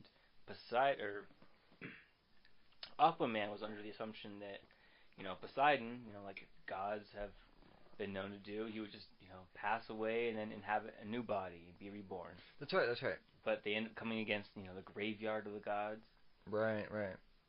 And it just kind of like flashes to another fraction of the team, Superman, Flash, and we got this Adam Strange feller. And they're fighting Volcano Men.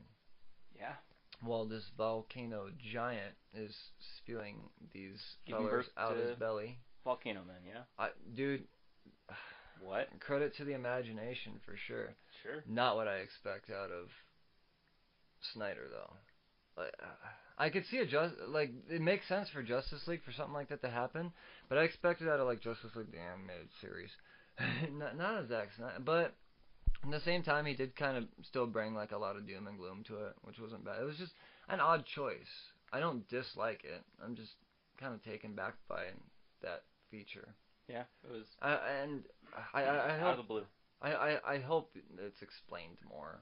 I do, but So yeah, they're trying to track down this Legion of Doom headquarters, and they get there, and they're like, "Oh shit, it should be here." And then they're like, I forget how it's explained to them, but they're like, the Legion of Doom headquarters is everywhere and nowhere at once, pretty much, is what I gathered. I mean, and then there's where they think it should be. There's evidence of something being launched into space from that location, and do they really touch any more I don't on think that? anything's being launched into space. I think they were getting there's ships launched from space towards Earth. Okay, it's something like that, man. There's a lot going on in this book. There's a lot going on. I feel like this really should have been spread out throughout 2 issues, but they know that Legion of Doom is coming issue 11, and I think that could be a actual. It could hurt this title because it could hinder the writing speed of what it should be, just because they know that the next book is Legion of Doom. Or I don't know, maybe. Or maybe they're fucking smarter than I am. I bet you they are. You know, I have no idea. I haven't been keeping up with League, so I can't really put a fair assessment on this one. Let's get on Facebook. Cheers to Comics. Who's smarter, Brian Wayne or DC Comics? Let's see that poll. So, I think we all know the answer to that. Brian. So then, fucking Aquaman's fighting a Kraken. And then, like, there's something, like, coming from this Kraken. This liquid substance. And they're realizing, like, oh shit, it's, like, transforming people and stuff that's not good. Making them into fishmen. And, when I get a hold of Aquaman, it doesn't quite, like, have the same effect on him. But he like, gets a vision, I feel like, or, like, sees some shit. Something... I don't know. Something happens that doesn't happen to everyone else when this thing happens to him.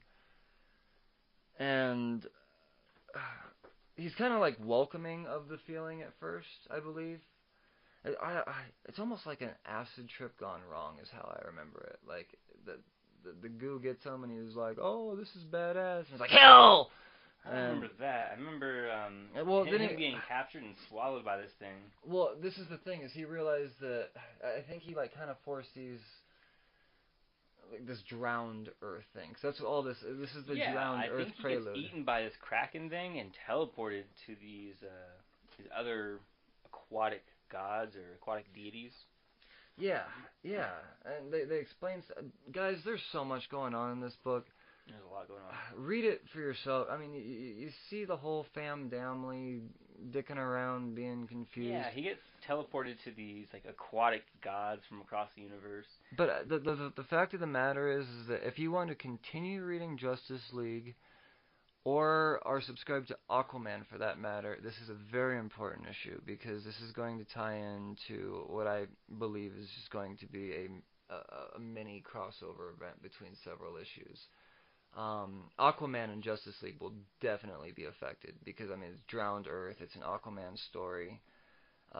I mean, I'm fully on board, and I know that the next issues, I mean, I'm actually putting Aquaman on my pull list now because of this. Good job, DC. You're smarter than me. You win the poll. And but yeah, no, I'm all about it. This first issue, it may seem confusing and overwhelming. Maybe wait until there's a few issues to read it. Catch up on other stuff if you want, but don't skip this. Really, I have full faith that this drowned Earth story is going to be worth reading. You think it's gonna stick around for a while? Yeah, and like I said, like, you don't read it as it comes out. As a matter of fact, I might just take my own advice right now and catch up on some other stuff that I want to read. But I'm definitely going to read it once I feel like the story's close to completing. Speaking of close to completing, we've got a couple more books to talk about. This one right here. I feel like we already talked about this one quite a bit. Yeah, we did say some stuff about it, but I will say that Nightwing number 51, this Night Terrors Part 2, Scott Lobdell, new creative, we got a new writer, a whole new creative team, Fabian Nicieza, Travis Moore, and Gary Brown, along with Hi-Fi and Nick Varel. It's a fucking brand new big ass team. What is this, fucking a big band? That was smart of me. And the cover by Mike Perkins. That cover though, it's one of them foil covers, so they like really take out a lot of the line art, just like focus on a center image, which is kind of the downfall of these foil covers. Like they're shiny, and they're brilliant, and they're pretty, and they know how to focus on the color. But I feel like really the best thing about this cover would actually have been the detail in the background, because that guy put a lot of fucking work into that. But let's crack this motherfucker open. Rick Grayson. Rick Grayson. You remember? Remember Rick? Remember Rick. Yeah, he's not a dick anymore. So we got Rick Grayson. He's sitting in the bar.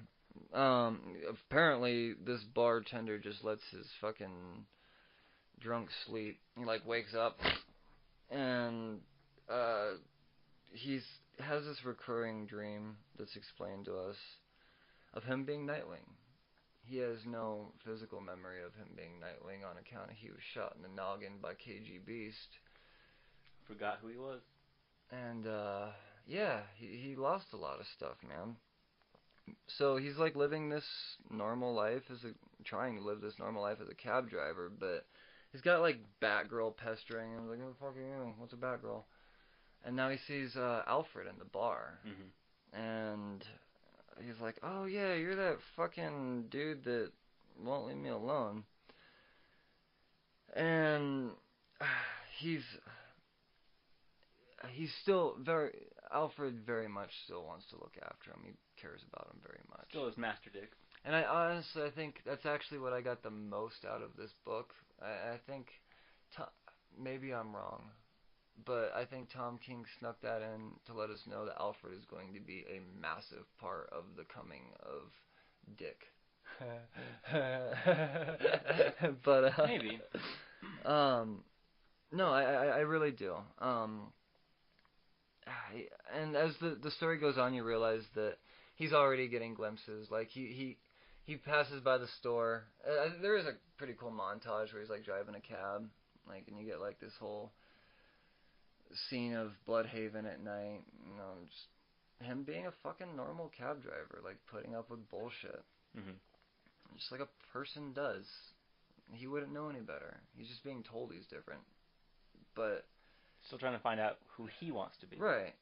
So he has this moment where he gets out and he's walking down the street and he sees his costume jewelry and he's like, oh fuck dude, that reminds me of my mom. Well, I remember my mom. And then this gun touches the back of his head and dude tries to rob him and instinct kicks in and he whoops this motherfucker's ass. And he's like, oh shit, maybe I'm someone.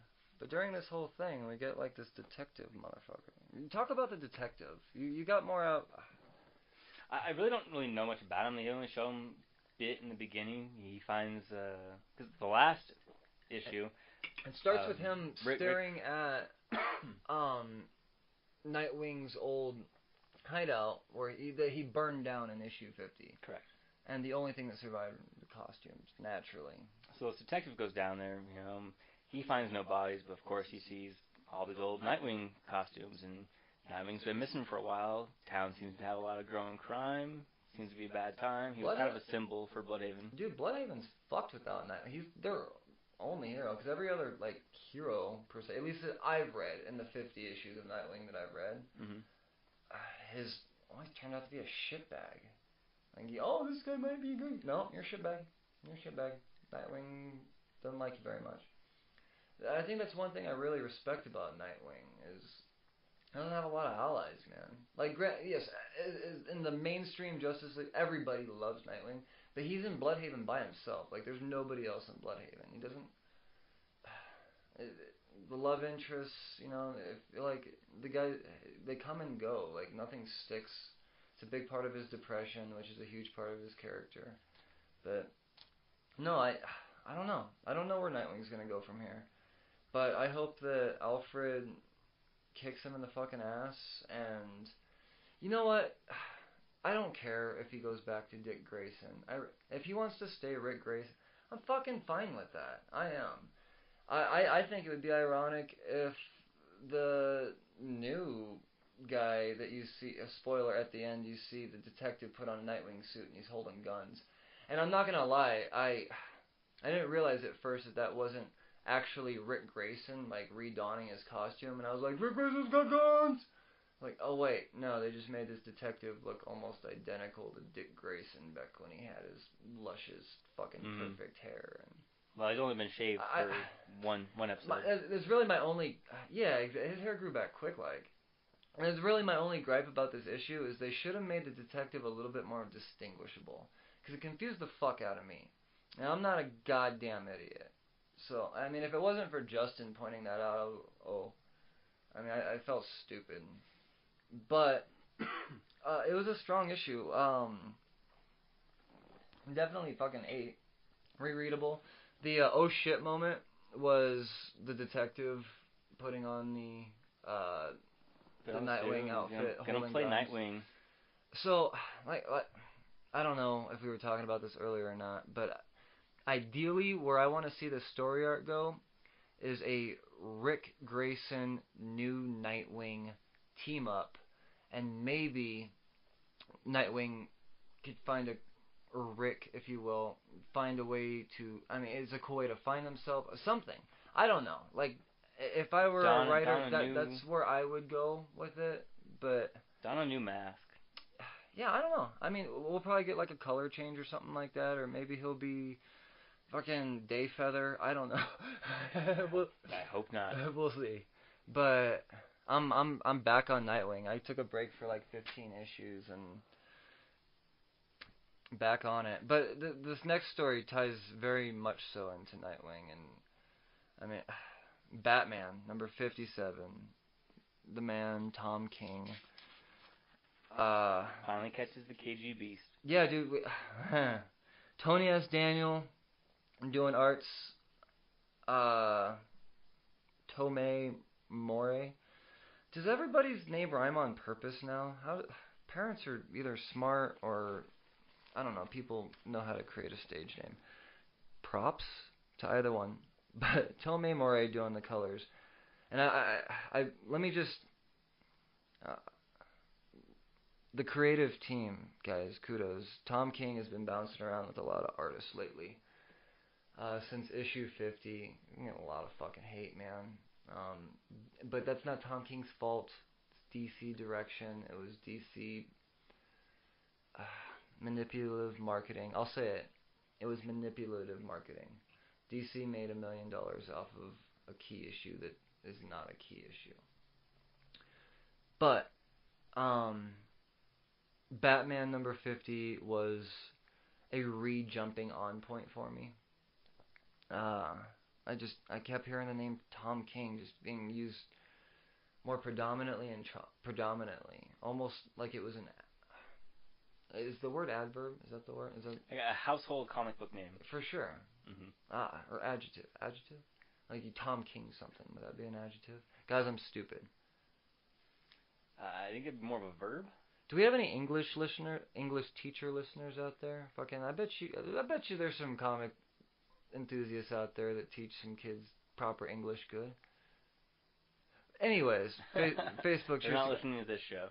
They definitely are, dude. I guarantee it. All of them are. And talk to them. But this Tom King,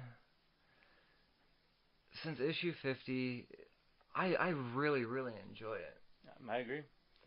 I was 1 through 49 so much better to where so many people consider 50 and beyond garbage. I don't know, but I love the first. I read the first of the Rebirth. I read 1 through 3 of Batman, and I was like, I like the way Tom King writes Alfred. Alfred is my guy. And Tom King knows his voice. And just a quick side note, when I met Tom King at Denver Comic Con this year, I asked him a question that he claimed nobody has ever asked him before, which is goals I strive for. And I said, who is your favorite character to write dialogue for? And he said, Alfred. And I said, I know it is. And he goes, no one's ever asked me that question before. I go, I could tell that Alfred's your favorite character because he's by far the most... he's like, yeah, he's always throwing shade. I'm like, and as well he should. Mm-hmm. That's just a little, like, fanboy fucking spin-off story I have about why Tom King... He gets it, man. He gets Batman. I want to see him doing more stuff. I'm gonna read Mr. Miracle. That's his other thing he's doing. Once it's finished, I will definitely read all 12 issues of Mr. Miracle. Mr. Miracle number 12 comes out next month, so trade coming soon. But dude, I'm a fucking fan, and 57 just carries on. Is this a dialogue issue? No, not until the last page, I'll say that. And I saw a lot of the criticism on that book. They're like, oh, Batman's grunting. It's just a fight scene with grunting. You talk a lot when you fight? Probably not, you fucking nerd. How many fights have you been in, you fucking nerd? Do you talk a lot? No, you fucking don't. You don't fucking talk. Alright? Spider-Man talks a lot because he's fucking agile. He moves around. Batman is fighting in the fucking bitter cold. He just fucking did a 300-click hike.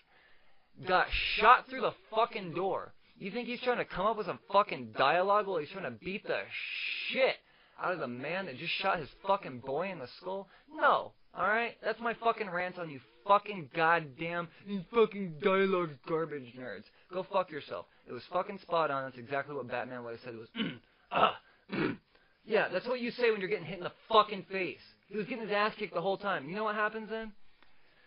Fucking, you think KG Beast is about to win. You do. And then you realize, this is motherfucking Batman.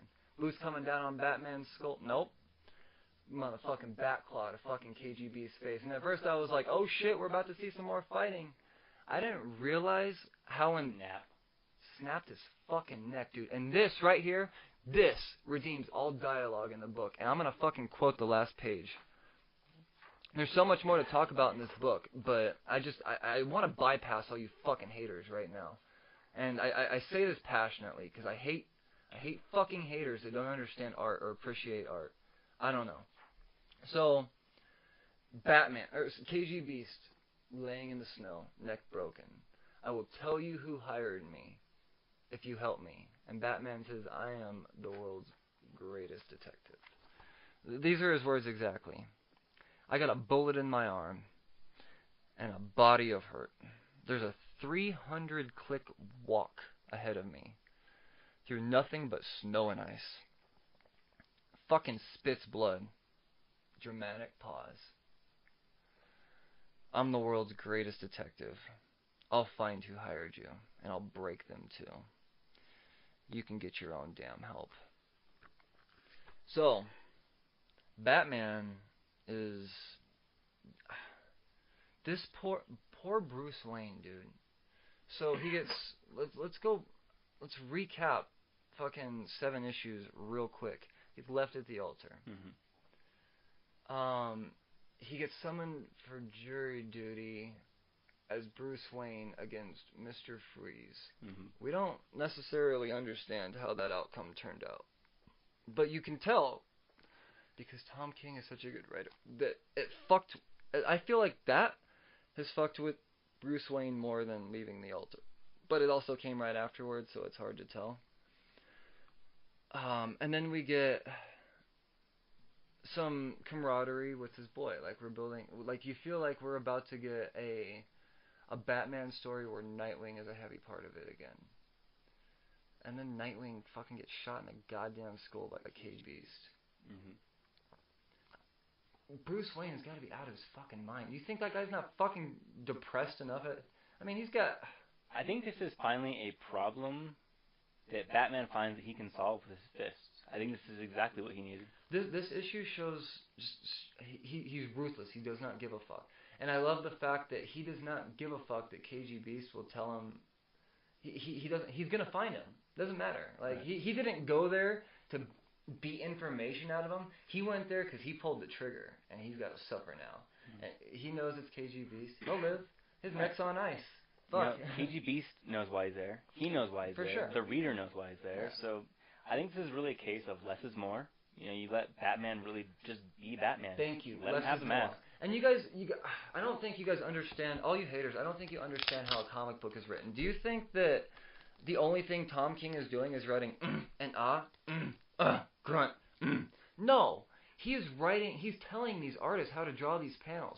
Like, these panels, dude, fucking Tony Daniel, yeah, this art is so on point. And Tony Daniel understood what the fuck script Tom King gave to him. And I think this is a very underlooked part. And I'm talking to you guys as a comic creator myself. You don't understand how hard it is to write and what goes into writing and how underlooked. No matter how small the dialogue text may seem, the writer is still writing a story to portray visually for you. It's like, you've seen A Quiet Place, right? Ain't no fucking dialogue in that motherfucker, but you got a story throughout. Fuck you for fucking giving Batman credit, because I guarantee all you same fucking assholes that gave Batman, this issue of Batman, a hard time for all the grunt noises and lack of dialogue, are the same people that think A Quiet Place is one of the best horror movies of the year. So, that's my fucking shit on you. On to wall books. Speaking of Batman, wall books. Wall books are books I buy, not based on the story, but based on the cover. Books I hang on my wall. Ones you just can't leave the shop without. They're just fucking pretty, dude. Yep. They are. I think I'm going to go backwards here. And in no particular order minus the last one. The last one's going to be my top pick. But Walking Dead Week, I guess that was news. We missed that. Walking Dead Week was last Saturday. Walking Dead Day. Where they pretty much reprinted a bunch of key issues. And it's several different versions of these reimagined or redrawn covers, and I just so happened to be lucky enough. I decided to snag issue 1 of Walking Dead, and I got the Virgin color variant, and god damn, David Finch killed it. Definitely going up on the wall next to many other books. One day when we have this podcast video casted and we have a goal on our Patreon page, patreon.com, Cheers to Comics, it's all explained on there. When we reach our goal, we'll start video casting this, and you'll get a more in-depth look at what type of awesomeness that we actually get to sit in and talk to you guys in. And yeah, awesomeness, it's my fucking, I call it Cerebro. But yeah, dude, we're just surrounded by nerd shit, and it's amazing, man. It's amazing. Next, I actually had 5 wall books, just so, I mean, if you guys hate wall books, just skip what you would think would be the amount of time it takes for a person to talk about 5 covers. Aquaman 41. That could be 20 minutes. It could be. You never know. Or it could be 30 seconds. I don't know. Joshua Middleton. Dude's a man of many styles. He's like the Mark Spector of art, I feel. Well, early reference. But this week he decided to draw Mira. I've got a thing for fucking redheads wearing green, man. So this cover got me for sure. Going up on the wall, fucking Aquaman 41. It's a good cover. Yeah, dude. Next up, Justice League Dark number 4. This is by far the best part about this comic was the variant. Greg Capullo and Greg Placencia. Not Greg Placencia. Jesus Christ, I'm so sorry. Jonathan Glapion. The fucking dynamic duo, dude. These guys, I feel like they were in the womb together or something, because they just know how to make art good. Anything with Swamp Thing on it, I love. So yeah, no, this one definitely got $4 extra out of me. I bought the book twice. Love the poses. I love the great use of lighting. Yeah, very, very good cover. Dude, man, it's Professor Champ. Seriously, like you want to know, right? You want to know. I think Capullo makes you want to know. Moving along, I'm not gonna try to take more money out of your wallet, buddy. We've already agreed that Justice League Dark is it's a wall book. Fucking okay, good wall book. My second, the whole reason, I would say the whole reason I'm doing this podcast, and we mentioned this name in episode 0. Fucking Jim Lee, man. He did an Aquaman cover this week to go along with the rest of the Virgin variant Justice League covers he's been doing. He did do a Joker one, though, which I felt out of place. I mean, it made sense. I'm pretty sure it was a Legion of Doom cover, but why didn't he do another evil character for the first Legion? I'm confused. I don't know. Maybe he'll stick to a pattern now. But this fucking Aquaman cover, dude, I love these colors. It's... I don't know, man. I love it. It's $4. $4 well spent. But the last one is a goddamn Francesco Mattina, who is right now, I think, taking the variant cover world by storm.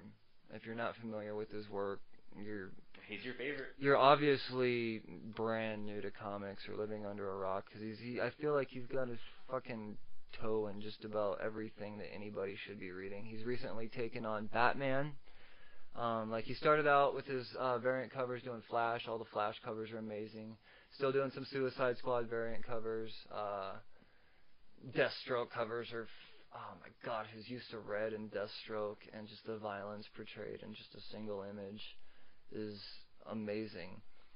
But now, not only is he drawing and painting Batman, he's drawing and painting the Batman that we're reading in comics. Now, this disturbed, just fucking off the hinges Batman. If it would make sense for me to buy this cover multiple times, I would. Yeah.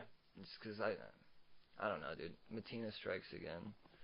But that really wraps up what I spent my money on this week, man.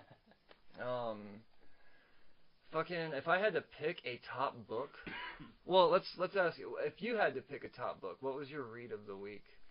Read of the week, I would definitely give to Vader. That was probably my favorite. Yeah? Favorite story. It just flowed really well. Good introduction to Charles Soule, huh? Yeah, definitely. Yeah? I definitely appreciated it. For sure, dude. How about you? My read of the week was... I gotta get to Thor, man. At first I thought it was Astonishing X-Men. It was a coin toss, and then after just remembering the final few pages of Thor and how epic that ending was, and like just the way Logan did what he did, I'm not a big fan of the Phoenix Force theme. I'm really not. I don't like that aspect a whole lot. But fucking Wolverine with the Phoenix Force, fucking mind blown. Thor. Put that into Mjolnir, even better. Yeah, dude, exactly. Yeah, no, Thor takes it for me. By far. And as far as like interiors go, I didn't give the book a high rating overall, but I fucking loved the artwork in Marvel Zombie. Like, it reminded me of some old school, like, just heavy ink. It felt very natural. Like, the person never once, while doing pencils, erased. And I fucking love that, man. Yeah, that's one thing I really love about Shuri. I felt like it had a really old school Marvel vibe to it. Yeah? Yeah. Right on. Right on, man. So what was your favorite cover? Well, my cover was that Batman 57. Okay. Dude. What was your favorite one you read not for the cover? Book I bought not for the cover? Correct. Weapon H, dude. Weapon H? Yeah. Weapon H, man. Pretty cool cover. It's so good. It's so good. But let's talk about what's coming out. There's a few things to be excited for this week. So let's start out with Dark Horse Publishers.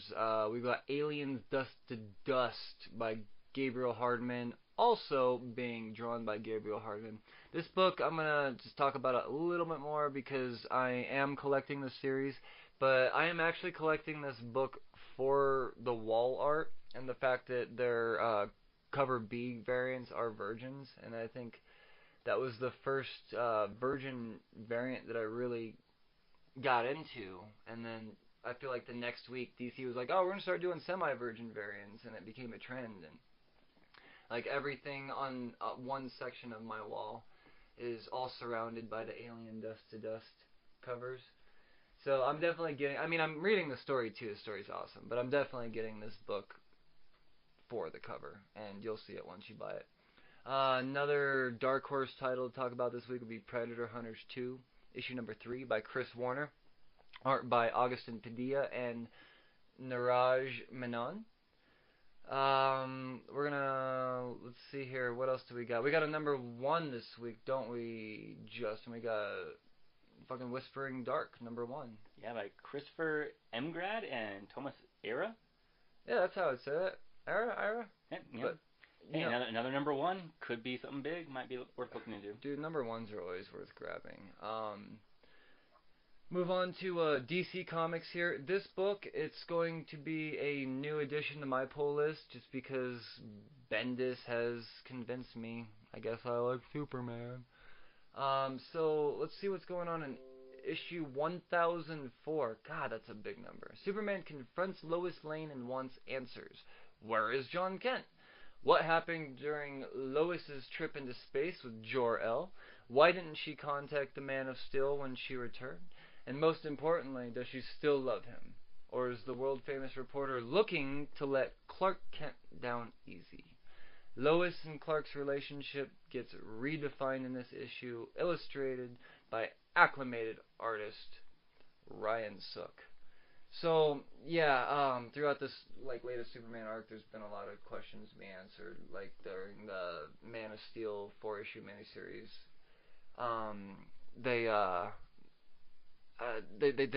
Jor-El, Superman's presumably dead father, not dead, takes Lois and Superboy into space, and just kind of Bendis leaves a lot of people pissed. Yeah.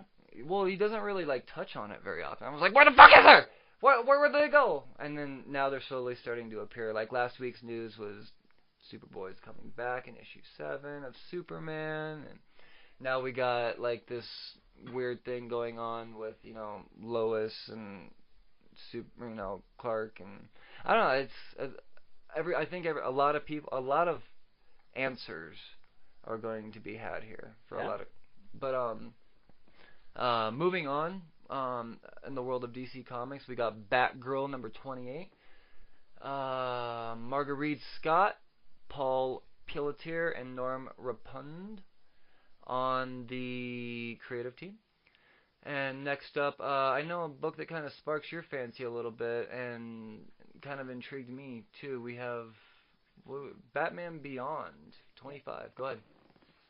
Yeah, I really don't know that much about Batman Beyond. I've never read any of the comics, but I loved the animated series growing up. So, it's one I want to look into, and I think now is just a pretty good week to check in. So in this one we have in this special oversized issue, legendary DC scribe Dan Jurgens is joined by superstar artist Coley Hamner to bring back the biggest baddie of them all in The Final Joke. The dedication of the new building and commemorating a special Wayne family event of the 100th birthday of Thomas Wayne brings out all of the Neo-Gotham's familiar faces, including who was definitely not on the guest list. The Joker makes his long-awaited return to the Neo-Gotham, and no one is safe. Will he strike at Batman, Robin, Commissioner Gordon, Barbara Gordon, or the original Caped Crusader himself, Bruce Wayne? Decades after his last fight with the Dark Knight, the Clown Prince of Crime returns home to take his city back once and for all. Well, I can't say for sure if this is the perfect jumping on point for Batman Beyond, but I've always been on the fence as to whether or not to spend an extra $4 a month or every 2 weeks or whatever, how often this title is.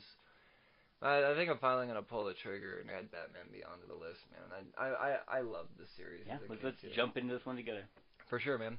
Next up, one that's on my list, we got Batman Kings of Fear #3. I believe it's a mini-series by Scott Peterson and Kelly Jones. I'm enjoying that one. It's pretty twisted and zany. We also have Detective Comics #991, getting closer to that 1,000 mark, by James Robinson and Carmine Giandomencio. I'm not reading Detective Comics right now. I'm plenty satisfied with Batman, but I'm sure it's great. I mean, I have a couple at home that I had to pick up for the covers, but I haven't read them yet. Yeah, no, I definitely have some cover issues for sure. We also have Flash 57, Joshua Williamson and Scott Collins on the creative team. Flash always doing well. I hear that series is picking up.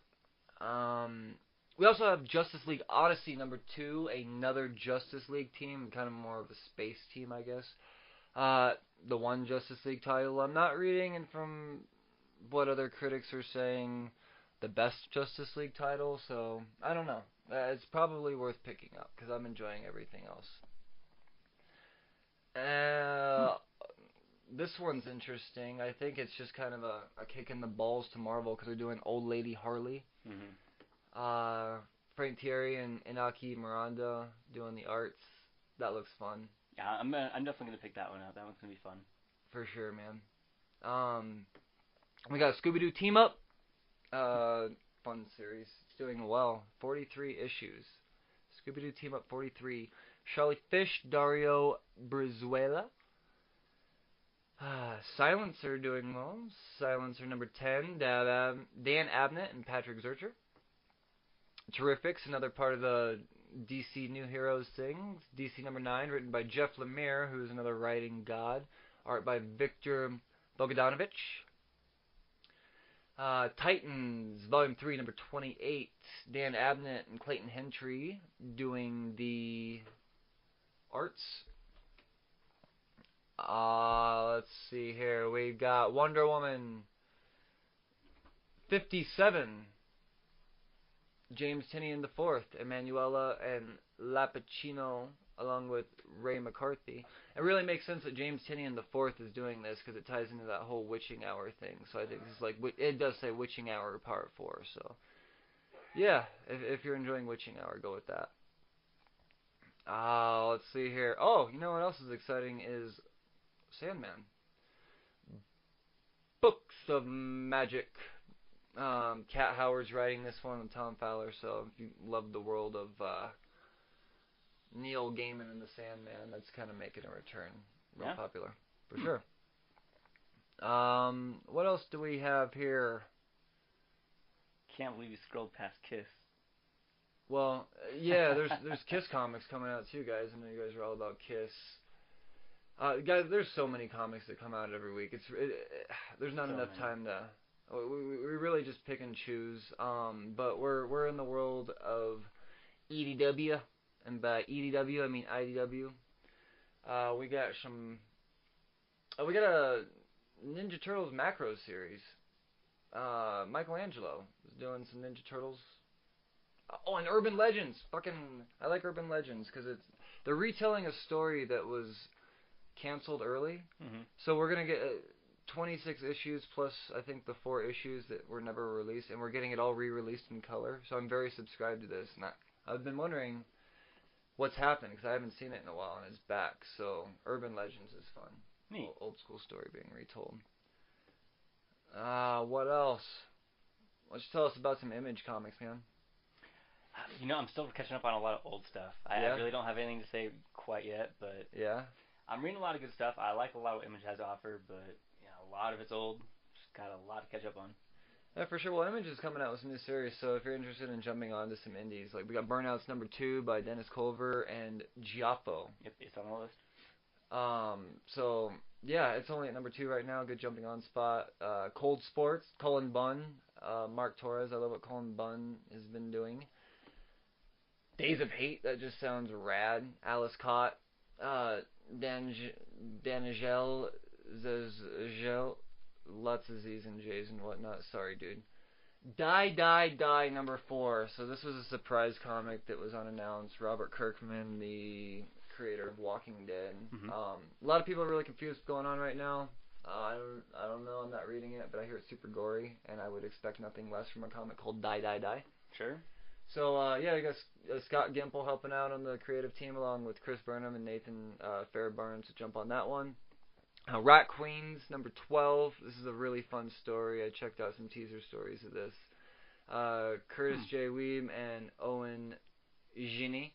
Really fun if you're into like a fun book to maybe get a girl in that's not superhero related. This could be a fun story. I think there's a trade out at this point. It's probably not too hard to stay up on this. Like I said, it's only in issue number 12. So are you saying that girls don't read comics? No, I'm saying that a lot of girls Does this be a good girlfriend comic though? Might not have a female character to read that's not like a superhero per se. Sure. Like, Rat Queen is just a fun female-driven story. Okay. A lot of fun actually. We also got some Redneck number 16, Donnie Cates, the man, and Alessandro keeps showing up. as Theron, who is probably definitely also the man. What am I saying? More from Colin Bunn. We got Regression number 12 with Danny Luckart and Mary Egner helping out on the team. Let's jump into Marvel. This one I'm super fucking excited about. And I might just like mash in the speculation section right now, just for time's sake, because I think really the only thing I have to speculate about this week is Spider-Man number 8. I have a feeling we're finally going to get the reveal of the name of this character that was teased in issue 1 with the cameo. We got a full appearance in issue number 7 without a name. Made Kingpin, I'll repeat this, made Kingpin look like a bitch, which is very difficult to do. Nick Spencer, you just keep going with your thing. Humberto Ramos, I love your art. I'm so excited for this book, and I can't wait to read it. But also in the world of Marvel, we have... What else do we have? Oh, dude, we got Arachnite, man. Infinity Wars. I know you're digging Infinity Wars. I'm loving these warp stories. I'm definitely looking forward to this one. In this one, we have chosen as the avatar of Spider Totem. Peter Parker is the Dark Guardian of Destiny, doing the bidding of the Great Weaver of Fate. A role that has shattered his mind into multiple personas: a tech genius, a photographer, a teacher, rated T+. I'm all on board. I mean, obviously, just because of the whatever, but Max Bemis being the writer, he's currently writing Moon Knight as well, so you know it's going to be written right. It's going to be faithful. Dude, I'm so excited for the story. I can't wait. And we got another Warp story. We got a few Infinity War stories. Not a Warp story, but we got Sleepwalker number 2 by Chad Bowers, Chris Sims, and Todd Nauk. Thoroughly in on that one for sure. Definitely. Sleepwalker for sure. We got Soldier Supreme number 2, Gary Duggan, Aaron Kuber. Like, those two names are just amazing together. It's obviously going to be good. And we got a milestone issue this week, guys. We got Moon Knight number 200, Max Bemis, like I had mentioned earlier, with Jason Burrows. I am thoroughly following this entire issue run ever since Lemire started writing. Bemis took over, fucking all about it. Milestone issue, I might tie this into the speculation section, because who knows if there's going to be a secret cover or something, you never know. But there's always going to be a shit ton of awesome variant covers on a milestone issue, so I'm sure something you can make a buck on for sure when it comes to Moon Knight 200. Speaking of badasses, we got Punisher number 3. Very excited. Matthew Rosenberg, my fucking guy, with Sisman Krudansky on the art team. Just killing it, dude. Fucking killing it. Punisher is such a great story. I feel like it's so well written. Exciting stuff. I agree. Fucking in the world of Wolverine, we got Return of Wolverine number 2. And the art has driven me to make sure that this stays on my pull list. So I'm definitely picking up Return of Wolverine. I want to see how this story advances. I know you're a big fan of it. I loved it. It hooked me the first one. Definitely. Fucking A, dude. I got Sentry number 5, written by the man Jeff Lemire with Joshua Cassara. I read issue 1, thought it was just fine. And I'm assuming 1 through 4, along with 5, will all be just as good. Right? For sure. Another event, Spider-Geddon number 2. Yeah, Christos Gage continues. Yeah. Yes. Dan Slott, still a part of the writing team, which is fun for me, because for nostalgic reasons. And Jorge Molina doing the art, so obviously I will be reading this. We've got a spin-off from the Spider-Geddon series. We've got Spider-Girls number 1, so probably I would put money on the fact it's a great book if you got girls that want to get in the comics. I don't see this book being too violent by any means. I'm guessing Spider-Girls is awesome. Jodie Hauser and Andres Canal. Yeah, Spider-Verse is generally pretty good humor. For sure. This is another Spider-Verse girl power book, I'm assuming, that I am definitely subscribing to. And that's Spider-Gwen Ghost Spider. So she officially has like her own title now. A lot of people are critical of the name Ghost Spider. Fuck them. I dig it. Yeah? It's cool. It's on my list. On my list. We also have a What If book. We kind of touched on this earlier. I'm on the fence. I'm going to toss a coin as to whether or not I get this book, but based off the creative team, I'm going to say probably leaning more towards defensive, yes.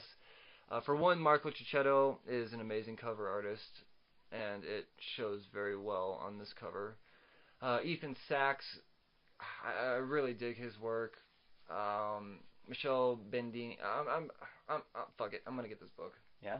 Yeah, I'm subscribed. Like, they've been progressively getting better. You've come this far on the what ifs, you might as well finish it. They've been progressively getting better. I'm not going to give up now.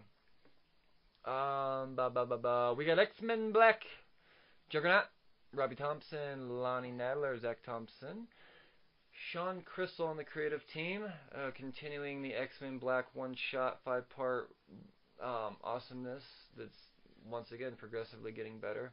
And I have a feeling that this backstory apocalypse thing that you're reading in the back, like 2 or 3 pages of every one of these stories, is going to amount to something amazing. As a matter of fact, I actually think the Mystique book had the first appearance of a new Apocalypse costume, if I'm not mistaken. So they're definitely worth picking up. And last in the world of Marvel, we got X-Men Red, Tom Taylor, Roger Antonia. I am a lover of this book. I'm very, very, very subscribed. I'm looking forward to it. Yeah, you were telling me it's your favorite X-Men story so far? Yeah, it's been my favorite X-Men story so far. Random image titles. Good lord. Independent titles. We got more Mighty Morphin Power Rangers action. Number 32. We've got a new creative team with Marguerite Bennett and Simone DeMeo. I'm enjoying it after the shrouded grid art. Still continuing. I'm subscribed. And I want to say last but definitely not least, a Valiant favorite. We got Exo Man of War number 20. Matt Kent and Juan Jose Rip on the creative team. And that book is doing just fine right now. So that's pretty much a rundown of the majority of the books that we'll probably be spending our money on next week. We hope that you guys at least drop a few bucks. Support your local comic book store and support these writers, support these artists. Yeah, exactly, man. Those guys fucking work hard, dude, and they don't make money without you buying shit. So don't be a fucking cheap ass, huh? So yeah, man. And like I said, we already talked about speculation. I got my books to talk about. I mean, we're good. Is there anything you'd like to add this week, man? Not really. No? Right on. There was a couple books I read that we didn't quite go over, but I really don't think they were worth really talking about. So. Oh, they're all worth talking about, man. But time is precious, and these guys. Let's make sure these guys have enough time to read their books themselves. Because if we take up 2.5 hours, we take up all their time, it's just pointless because they can't read their books. So. All right, man. Well. It's been a pleasure, Justin. Likewise, Ryan. Guys, once again, read responsibly, and cheers, man. Cheers.